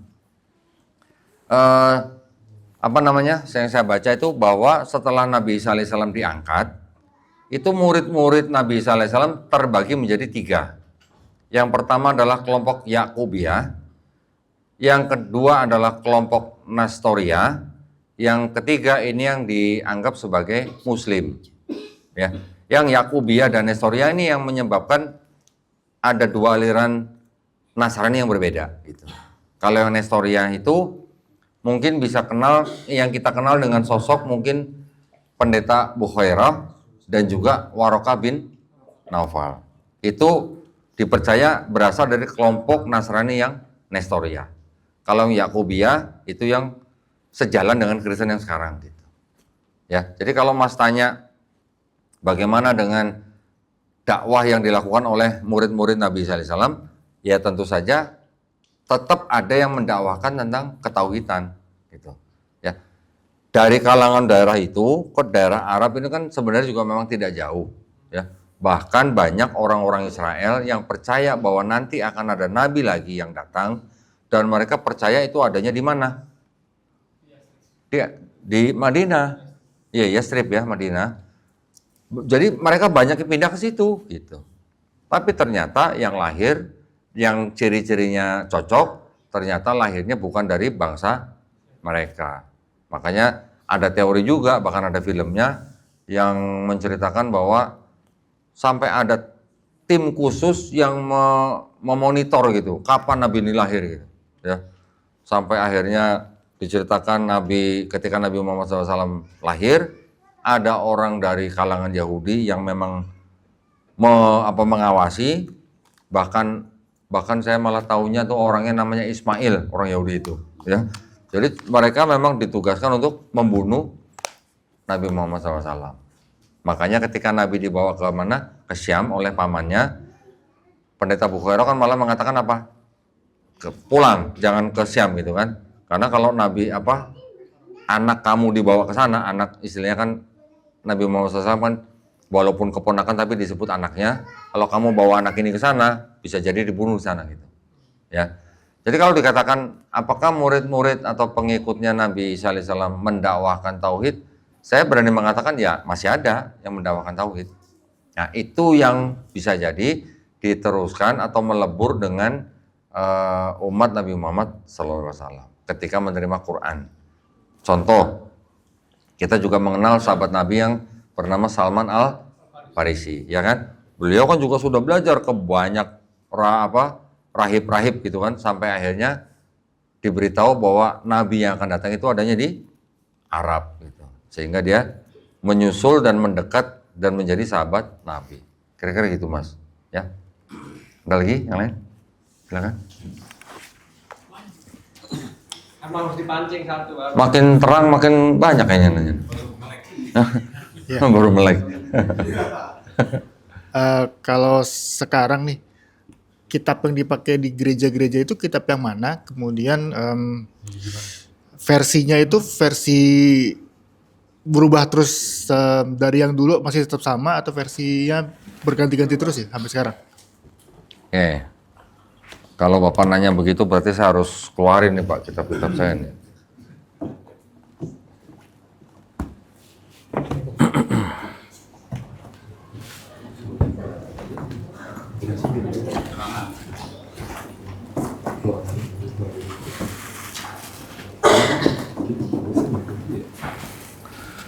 Yang saya tahu ya Pak ya, yang saya bawa nih Pak nih. Kalau ini yang dipakai oleh Kristen Protestan Pak. Nah, Kristen Protestan ini isinya 66 surat ya Pak ya, Protestan. Yang ini Kristen Katolik Pak. Ya, Kristen Katolik isinya 73 surat. Beda surat nih Pak, bukan beda ayat nih. Ya, beda surat nih. Yang ini Kristen Ortodoks. Isinya 78 surat. Ya. Sudah selesai belum, Pak? Belum, Pak. Masih ada lagi. Ini Kristen Ethiopia. 81 surat. Ya.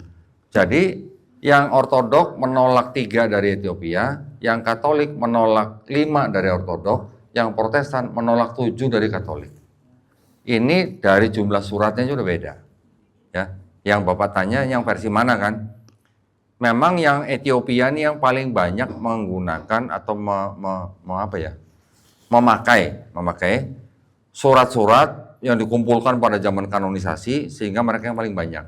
Bahkan orang Ethiopia taunya Yesus itu kulit hitam Pak, bukan bule, ya, bukan pirang, bukan mata biru Pak, kulit hitam sama ibunya malah. Ya, rambutnya keriting Pak, jadi bukan panjang.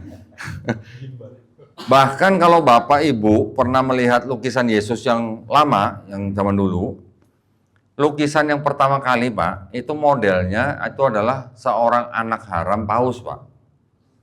Bapaknya namanya Pope Alexander ke-6. Anak haram ini namanya Cesare Borgia. Dia seorang kardinal, tapi dia juga seorang yang lagi bete Pak. Tahu Pak lagi bete? Nah itu. Dia yang menjadi model pertama dilukis jadi Yesus gitu. Ya, mata biru, jenggot tipis, hidung mancung gitulah. Jadi kalau Bapak tanya, kitab yang mana yang dipakai? Ini jumlah kitabnya beda-beda begini. Ini yang sama-sama bahasa Inggris Pak. Kalau terjemahan ke seluruh bahasa mereka sudah punya. Mereka sudah boleh dikatakan lebih advance gitu Pak daripada Quran. Terjemahan Quran itu masih kalah dengan terjemahan Bible.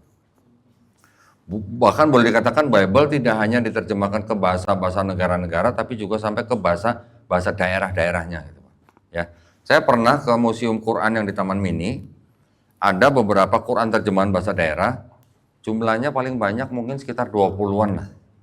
Kalau ini Pak, hampir semua daerah di Indonesia ada terjemahan bahasa daerahnya. Kalah kita. Ya, jadi itu, dan apa namanya? Yang sama-sama Protestan aja Pak ya. Ini sama-sama Protestan nih Pak. Ini yang bahasa Indonesia nih Pak ya, Protestan. Ini juga Protestan Pak. Ini namanya Bible New International Version. Di sini ada ayat yang ada, di sini nggak ada. Jadi jumlah suratnya sama 66, tapi jumlah ayatnya lebih banyak ini daripada ini. Kenapa begitu? Karena yang ini tidak mau menerjemahkan dari naskah-naskah yang lebih muda. Mereka maunya naskah-naskahnya yang paling tua gitu Pak. Nah, karena mereka menggunakan naskah-naskah yang paling tua, jumlah ayatnya jadi beda sama yang diterjemahkan dari yang naskah lebih muda. Yang di sini sudah termasuk ayat-ayat yang dianggap sisipan gitu Pak. Sisipan itu artinya ditambahkan. Bahkan di sini berani ngomong bahwa yang di sini, ayat yang di sini ada, itu tidak ada sampai abad 16 gitu. Yang mereka pakai yang dokumen-dokumen abad 4 Masehi. Abad 4 kan harusnya kan lebih dekat dengan Yesus gitu Pak. Kalau ini abad 16 kan jauh banget gitu. Tapi yang di sini sudah terdapat ayat-ayat yang ada yang tambahan, sisipan, pinjaman gitu Pak. Pinjam nggak dibalik-balikin gitu Pak. Ya, kira-kira gitu jawabannya. Ya Pak ya. Silakan yang lain.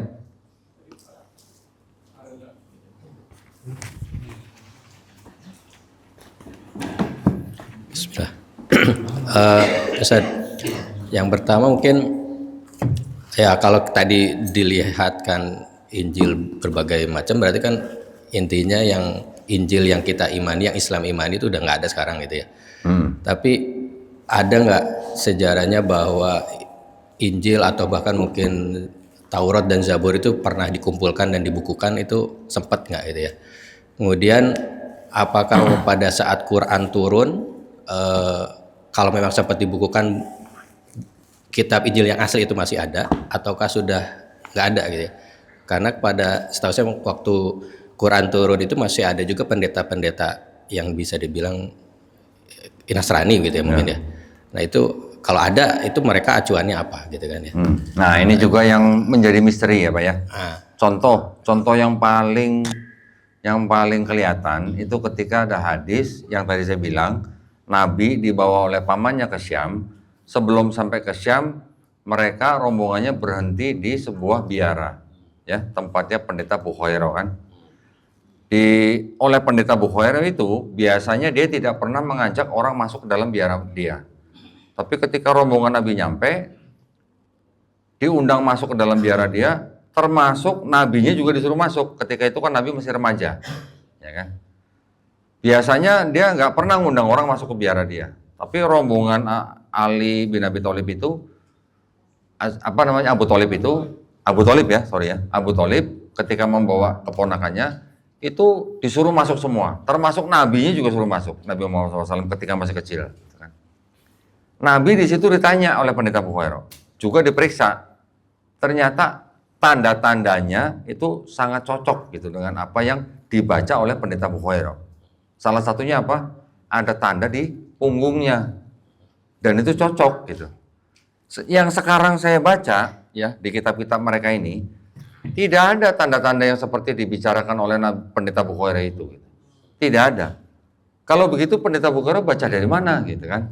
Itu kan pertanyaannya kan? Itu saya udah nggak pernah lihat, Mas. Sudah saya cari yang dari hadis itu, apakah ada ciri-ciri yang diceritakan oleh pendeta Bukhari itu di kitabnya orang Kristen yang sekarang atau di kitabnya orang Yahudi yang sekarang? Itu nggak ada, Mas. Berarti bisa jadi pada saat itu pun mungkin masih ada sisa-sisa yang akhirnya sudah dimusnahkan.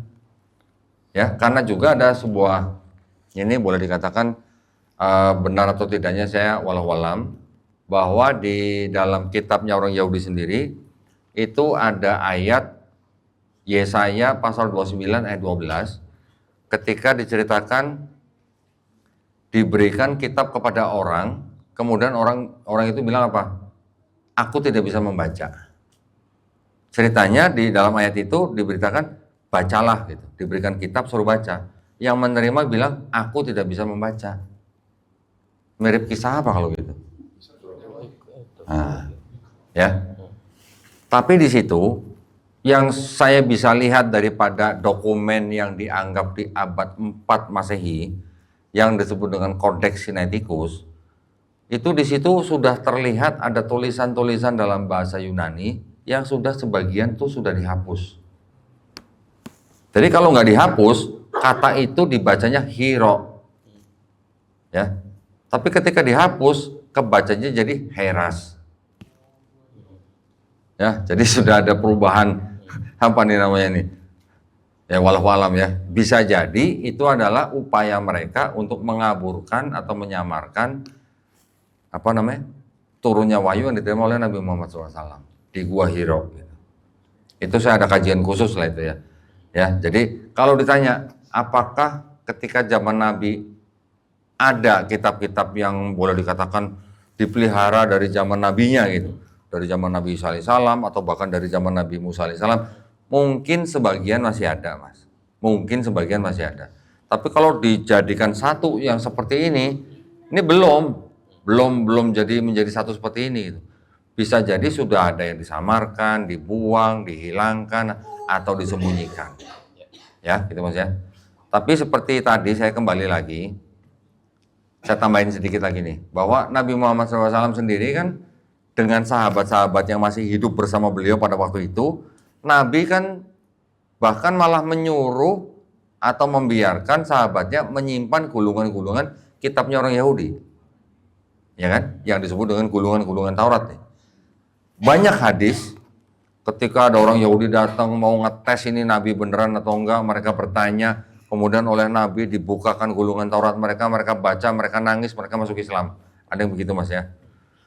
Tetapi maksud saya gini, pada saat Nabi masih hidup aja, sahabat-sahabat ada yang menyimpan gulungan-gulungan mereka.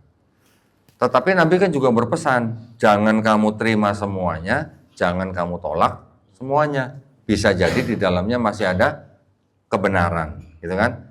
Tapi Nabi juga berpesan, kalau sampai Nabi Musa alaihissalam masih hidup bersama kita, dia akan menjadi umatku. Kata Nabi kan begitu. Jadi artinya apa? Yang harus kita pegang itu hanya Quran. Ya, masalah kitab-kitab ini yang mungkin dianggap masih asli atau enggak, itu udah bukan patokan kita lagi. Patokan kita lagi berdasarkan sabda Nabi Muhammad SAW, patokan kita adalah Quran. Gitu Mas ya. Oke, silakan yang lain. Tadi masih ada sih satu. masih ada ya? Yang mana tadi? Enggak, ya belum saya tanya. Oh, yang kedua. Sorry. Ya mau menyimpulkan aja, mohon dikoreksi kalau ada yang salah. Artinya tadi kalau ada fitnah yang ditujukan ke Rasul dan kita counter dengan buku-buku itu, artinya sebenarnya menunjukkan kecacatan itu kan ya, kecacatan referensi mereka. Dan kalaupun tadi Ustadz bilang ada yang benar, apakah memang itu sahih atau belum tentu sahih kan gitu ya. Artinya benar tapi belum tentu itu sahih berdasar memang wahyu yang diturunkan ke Nabi Isa misalnya. Ya, jadi kita pandangannya gini aja Mas. Kan kita tahu bahwa Quran punya 3 fungsi, ya Mas ya. Yang pertama apa? Musodik.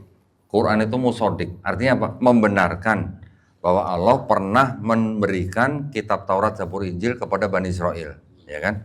Di Quran kita juga sering membaca Nabi SAW juga membenarkan kitab Taurat sebelumnya, juga Nabi Isa alaihissalam datang untuk ada yang dirubah nih, ada yang dihalalkan kalau sebelumnya diharamkan, kan gitu. Di Quran surat Al-Imran gitu. Terus selain itu kedua, Al-Quran juga fungsinya adalah sebagai apa? Al-Muhaimin, batu ujian, ya. Jadi apa di dalam kitab-kitab sebelumnya itu yang disalahpahami, itu dikoreksi di Quran. Yang ketiga, Quran juga punya fungsi sebagai mubayyin, yang menjelaskan. Gitu. Jadi apa yang salah dijelaskan di dalam Quran. Contoh misalnya, di Quran kan disebutkan bahwa Nabi Isa alaihissalam tidak dibunuh dan tidak disalib. Ya, itu salah satu yang dijelaskan. Nanti ada lagi cerita-cerita tentang nabi-nabi yang di kitab-kitab yang mungkin dulu di dalam kitab-kitab mereka ini, itu yang dikoreksi di dalam Quran. Contoh lagi misalnya, kalau di Quran yang membuat patung sapi untuk disembah siapa Mas? Samiri. Kalau di sini siapa Mas? Nabi Harun alaihissalam. Coba, masa Nabi bikin patung sapi untuk disembah? Masuk akal nggak gitu? Ya, tadi sebelumnya saya cerita lagi ada Nabi Daud yang berzina dengan binor. Mungkin nggak kira-kira? Di Quran dikoreksi, Nabi Daud alaihissalam oke pernah salah, tapi bukan maksiat gitu. Salahnya apa? Salahnya dalam mengambil keputusan untuk umatnya. Habis itu minta ampun nggak? Minta ampun. Diampuni nggak? Diampuni. Ya kan? Ada lagi nanti di sini ceritanya Nabi Lut yang kita kenal dengan Nabi Lut alaihissalam menghamili 2 anak perempuannya sendiri. Kira-kira gimana? Nabi Sulaiman yang kita kenal di sini namanya Salomo, diceritakan matinya dalam keadaan musyrik. Nabi matinya musyrik, gimana ceritanya gitu? Ya, belum lagi nanti ada cerita Nabi Nuh alaihissalam mabok anggur telanjang, Nabi Ayub ketika diuji menyalahkan Allah dengan menyebut kejam gitu. Kira-kira gitu. Jadi di dalam Quran dengan 3 fungsi inilah yang boleh dikatakan apa ya, merehabilitasi lah cerita-cerita Nabi yang ada di sini. Ya, makanya kalau mereka bilang Quran menjiplak Bible, ya kita tanya, yang dijiplak mananya? Di sini nggak ada cerita Nabi Lut mengambil 2 anak perempuannya sendiri. Di sini di Quran nggak ada cerita Nabi Daud alaihissalam berzina. Di Quran juga nggak ada cerita Nabi Sulaiman alaihissalam musyrik. Mana mungkin gitu musyrik. Di Quran kita taunya nabi-nabi itu adalah orang-orang yang maksum, terbebas dari dosa dan maksiat. Gitu ya Mas ya. Jadi kira-kira kalau misalnya menjawab fitnahan-fitnahan mereka dengan kitab-kitab mereka sendiri, ya kita juga harus mempelajari sejarah kitab-kitab ini tersusun. Sampai dari mulai awalnya. Bahkan saya sampai cari tahu kitabnya orang Yahudi itu, makanya tadi saya bisa jelaskan bahwa kitabnya orang Yahudi yang dulu disusun di abad ke-5 pakai aksara apa, Nabi Musa alaihissalam hidup pada zaman apa dan menggunakan aksara apa, yang ternyata kalau dibandingkan begini jauh berbeda aksaranya. Gitu. Jadi sekarang sudah terbukti gitu bahwa kitabnya orang Yahudi tidak mungkin tulisan Nabi Musa. Rabi-rabi Yahudi sendiri, bahkan ada yang saya tahu ada salah seorang rabi Yahudi yang zaman dulu ketika di abad-abad berapa ya? Abad 89, ketika ditanya, ini yang disebut 5 kitab Musa nih tulisan Nabi Musa atau bukan? Udah nggak usah dibahas. Itu jawabannya. Gimana? Ya. Dan juga itu kitabnya Yahudi. Kitab Kristen ketika kita pelajarin juga, itu tidak ada satupun yang tulisan Yesus. Tidak ada satupun yang dianggap tulisan murid-muridnya Yesus. Gitu. Jadi menurut ahli-ahli atau sarjana-sarjana Kristen sendiri, 4 kitab yang disebut Matius, Markus, Lukas, Yohanes yang ada dalam kitabnya orang Kristen, ini ditulis oleh orang-orang yang bukan saksi mata langsung. Ditulis oleh orang-orang yang tidak kenal saksi mata langsung. Gitu ya. Jadi bisa diibaratkan yang menulis adalah orang-orang yang nggak pernah ngopi bareng Yesus. Loh, kalau sahabat-sahabat Nabi yang menulis Quran, bahkan yang menjadi tim kodifikasi Quran, itu kan orang-orang yang pernah perang bareng Nabi. Gitu loh, pernah perang bareng Nabi. Jadi mereka kan masih ingat apa yang diucapkan Nabi gitu. Nah, kalau yang di sini orang-orang yang nggak pernah ketemu Yesus, boro-boro ketemu Yesus, kenal saksi mata langsung aja enggak gitu, Mas. Itu yang ngomong begitu sarjana-sarjana kebanyakan gitu sekarang, ya. Semoga menjawab pertanyaan. Ada lagi? Silakan. Keduluan Mas. Bismillah. Assalamualaikum warahmatullahi wabarakatuh. Waalaikumsalam. Ya. Mungkin nggak nyambung yang seperti yang tadi ya. Mungkin pertanyaannya gini, bagaimana peran kita nih, kita semua di sini orang tua ataupun musola ataupun akademisi pendidikan itu untuk melawan dari fitnah-fitnah inilah gitu. Apalagi sekarang kan dunia digital gampang ya, literasi digital gampang. Nanti kan yang paling gampang dimasukin kan anak-anak ya. Narasi-narasi gini kan gampang tuh. Betul. Dibuat dalam bentuk konten apa-apa gitu ya. Nah, terus anak-anak yang paling pertama mungkin akan terpapar duluan. Kita sebagai orang tua, terus juga sebagai mungkin ya penggerak pendidikan dan yang lain-lain gitu ya. Bagaimana cara menyikapinya? Gitu kan. Baik. Terima kasih. Baik, jadi saya pernah membaca berita bahwa negara Indonesia nanti akan melarang anak-anak di bawah 16 tahun untuk akses medsos, Mas. Ya, saya nggak tahu mulainya tahun ini atau tahun depan. Ya, katanya sih kurang lebih setahun mendatang baru berlaku gitu katanya. Itu aturan mengikuti dari Australia. Australia sudah mulai ya membatasi akses anak berusia 16 tahun ke bawah kepada medsos. Ya, itu juga mungkin salah satu langkah maju gitu ya. Jadi untuk supaya anak-anak di bawah 16 tahun itu tidak mudah terpapar oleh medsos. Karena bukan hanya masalah agama atau akidah nih kalau dalam medsos. Belum judi online, belum pergaulan bebas dan segala macam ya. Jadi itu salah satu yang bisa kita harapkan. Orang tua kita juga harus membatasi anak-anak kita dari medsos. Mulai dari kecil, jangan mudah, jangan diberikan kebebasan yang seluas-luasnya gitu dengan medsos. Karena medsos juga sangat-sangat bisa dipakai untuk merusak akidah orang beragama lain. Gitu, ya. Yang kedua dari pendidikan, Mas. Pendidikan juga kita harus sangat-sangat berhati-hati. Jangan kita mengirimkan anak-anak kita ke sekolah-sekolah yang tidak berbasis Islam. Ya, zaman-zaman saya dulu sekolah Katolik jadi favorit nggak? Ngaku. Bahkan saya punya teman banyak orang-orang Islam dari kalangan Islam sekolahnya di Katolik, nggak mau sekolah di sekolahan Islam, betul kan?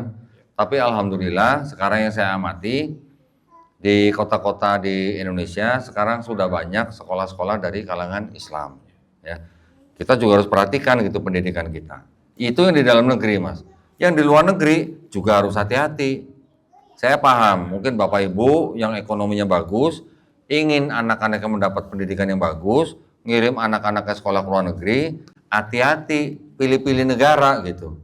Ya, saya sering mendapatkan tamu dari keluarga Islam yang mengirimkan anaknya sekolah di luar negeri, tapi negara yang dipilih salah gitu. Ngirim ke Kanada, ngirim ke Prancis, ngirim ke Australia, pulang-pulang anaknya pada murtad. Banyak yang begitu, Mas. Ya, setelah diskusi 2 jam, 3 jam, ada yang 5 jam gitu, ada yang kembali ke Islam, ada juga yang tidak. Karena di Eropa gitu kan, di negara luar itu mereka punya pergerakan seperti itu kan bebas sekali gitu dan sangat-sangat agresif. Jangankan di luar negeri, Mas. Ada salah satu universitas terkemuka di Jakarta, ya Mas ya. Dia bukan khusus universitas Kristen, bukan. Tapi misionarisnya itu pada nyerbu ke dalam. Ya nggak sampai masuk kelas, tapi di taman, di kantin dan sebagainya. Mereka mengajak-ngajak mahasiswa yang ada di universitas itu untuk masuk ikut kegiatan mereka. Saya pernah kedatangan suami istri bawa anak laki-lakinya baru daftar di sebuah universitas ternama di Jakarta, bukan universitas Kristen.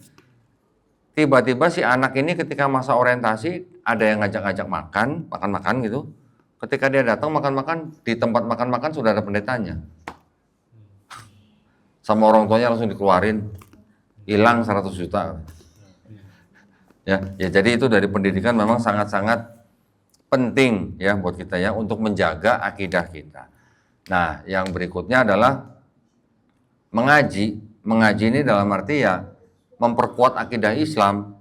Kita harus banyak-banyak banyak-banyak mengikuti kajian-kajian dari ustadz-ustadz kita, khususnya untuk akidah itu memang sangat-sangat penting. Karena Mas, ini mohon maaf ya, saya pernah tahu ada lulusan Gontor aja murtad. Gimana dong? Lulusan Gontor murtad. Karena apa? Karena nikah. Mau ngomong apa kalau udah nikah? Jadi saya sekarang banyak terima tamu yang anak-anak muda juga, calon gitulah, lagi pacaran, beda agama.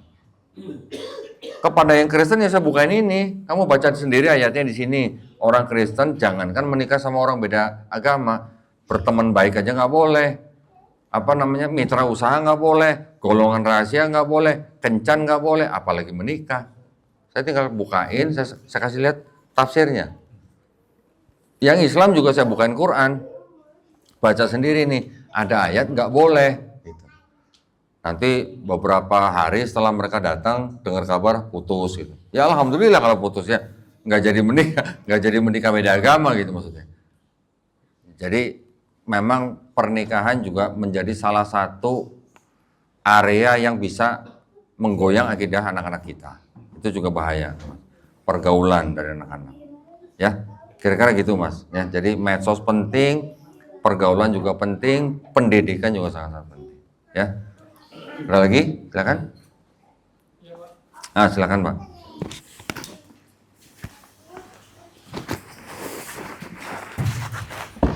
Assalamualaikum Ustadz. Waalaikumsalam. Saya bukan Ustadz Pak. Koh. Saya prostat Pak. Proses jadi Ustadz. Pertama kali ketemu kayaknya udah akrab, ternyata akrab kita hanya di medsos gitu. Jadi saya ngeliat mukanya Kodondi itu ya seperti itu. Ternyata akrabnya akrab di medsos. Mau senyum kok Ustadz kayaknya biasa-biasa aja, padahal sepertinya saya udah kenal. Ternyata kenalnya di medsos itu.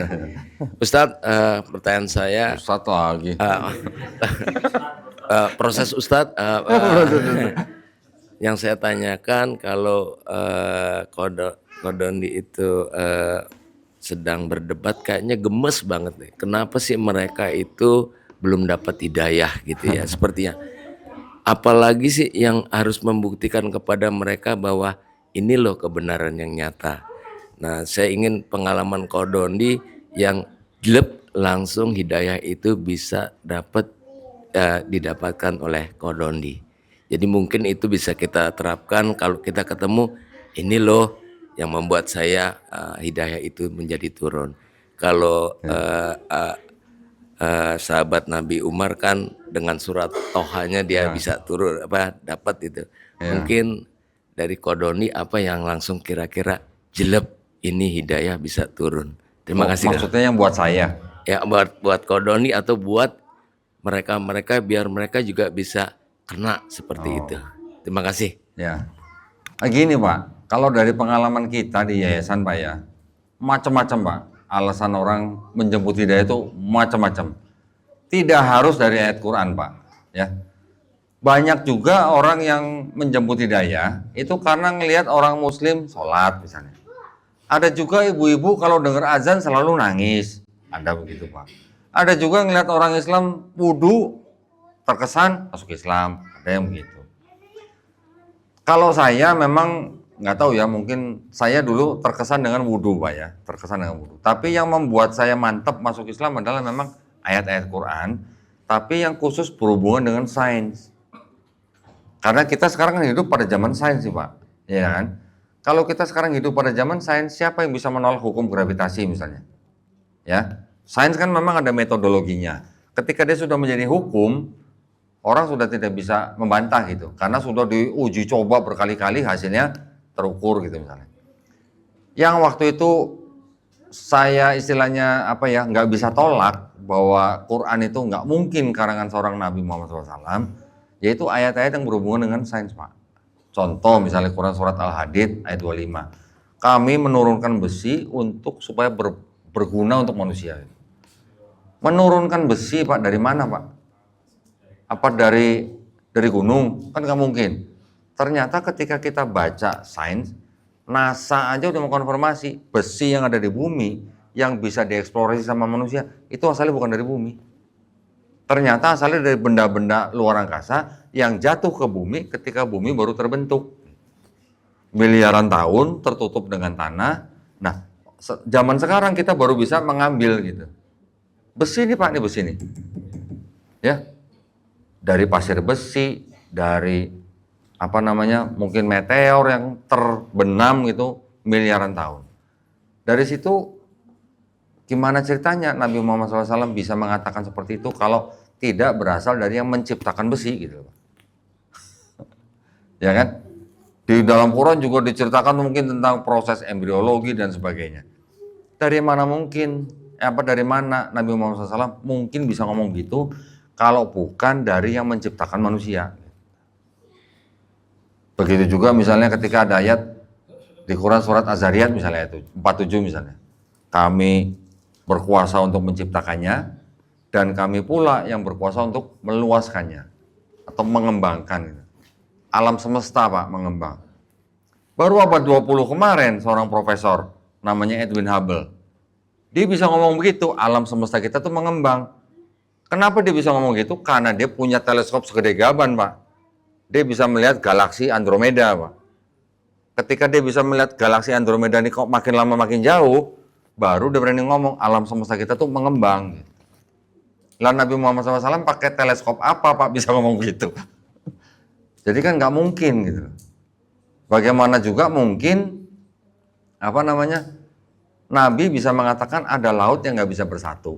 Kita nggak pernah baca hadis, Nabi kan ke Selat Gibraltar nggak pernah kan, Pak? Ada nggak Pak hadis begitu, Pak? Nggak ada kan? Dari mana ceritanya Nabi bisa tahu gitu? Bagaimana Nabi juga bisa tahu di dalam laut tidak ada cahaya? Bagaimana mungkin Nabi Muhammad SAW tahu di dalam laut ada api? Gitu? Lah belum ada alat selam, gimana ceritanya bisa tahu? Waktu itu nggak mungkin ada orang bisa menyelam sampai kedalaman itu. Gitu.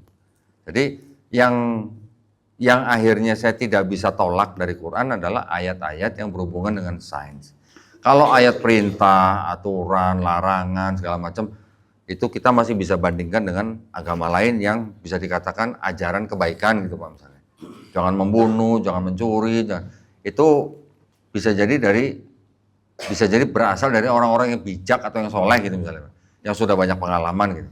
Tapi kalau udah bicara sains, kan nggak mungkin berasal dari manusia gitu. Ya Pak ya.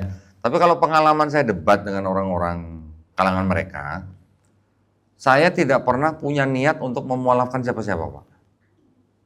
Karena kita baca di Quran juga, Allah Subhanahu wa Ta'ala kalau mau menjadikan satu bumi ini satu umat bisa nggak, Pak? Mudah kan, Pak?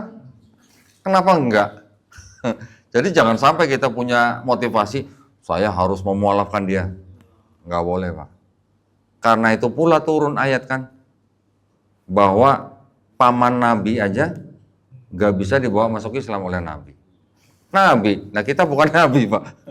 Jangan sampai kita punya motivasi seperti itu. Kita berdakwah memang diperintahkan, tapi perintahnya kan hanya sampaikanlah walaupun hanya satu ayat. Jadi ketika berdebat, Pak, saya nggak mikirin ini pendeta mau masuk Islam atau enggak.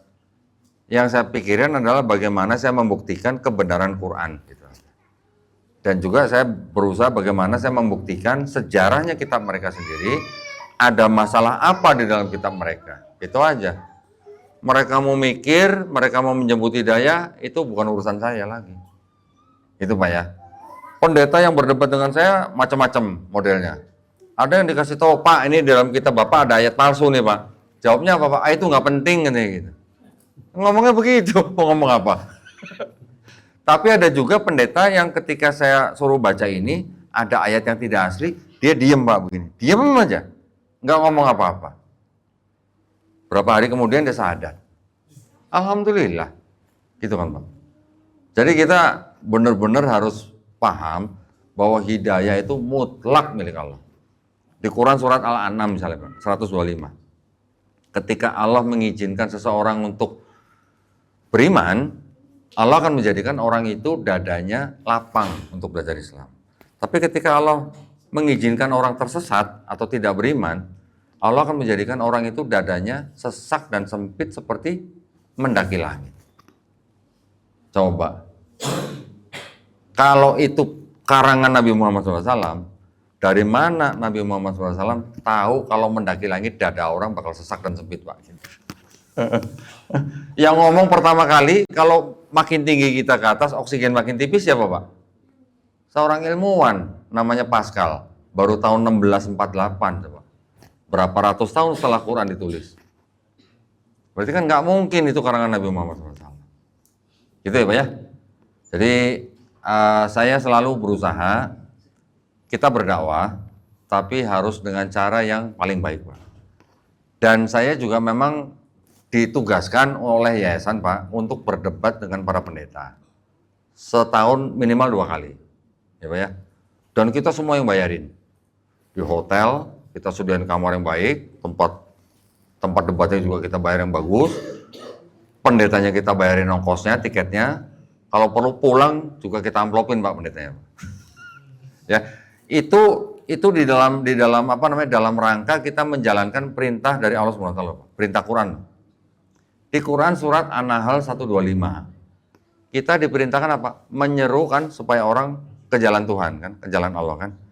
Dan apa? Berdebatlah dengan mereka. Dengan cara yang paling baik gitu, Pak. Nah, di dalam berdebat itu jangan sampai kita menghina sesembahan mereka. Jadi kita harus berdebat dengan cara sesuai tuntunan Quran, supaya orang yang melihat kita berdebat, mereka bisa berpikir gitu doang. Target saya cuma membuat mereka berpikir gitu aja, Pak. Ya, Pak ya. Jadi dari 2022, 23, 24, setiap tahun saya debat, Pak, dengan 2 pendeta minimal. 2025 kemarin hampir dapat 2 pendeta, mundur semua. Sekarang nggak ada yang mau debat sama saya. Tiap tahun saya nambah kitab saya gitu loh, Pak. Tiap tahun saya nambah gitu. Ada materi baru pasti saya beli. Itu bisa membuktikan bahwa Quran benar gitu loh, Pak. Tadi yang saya tunjukkan ke bapak-bapak di sini yang penulis-penulis kitab Kristen menyadur novel, ya Pak ya. Itu membuktikan Quran surat Ali Imran ayat 78. Yang mengatakan bahwa mereka mengaku ini berasal dari Allah tapi ternyata bukan. Nah, itu. Ada seorang ustadz, Pak, saya tunjukin buku itu, dan dia ingat dengan surat Quran Ali Imran ayat 78, nangis Pak ustadz itu, Pak.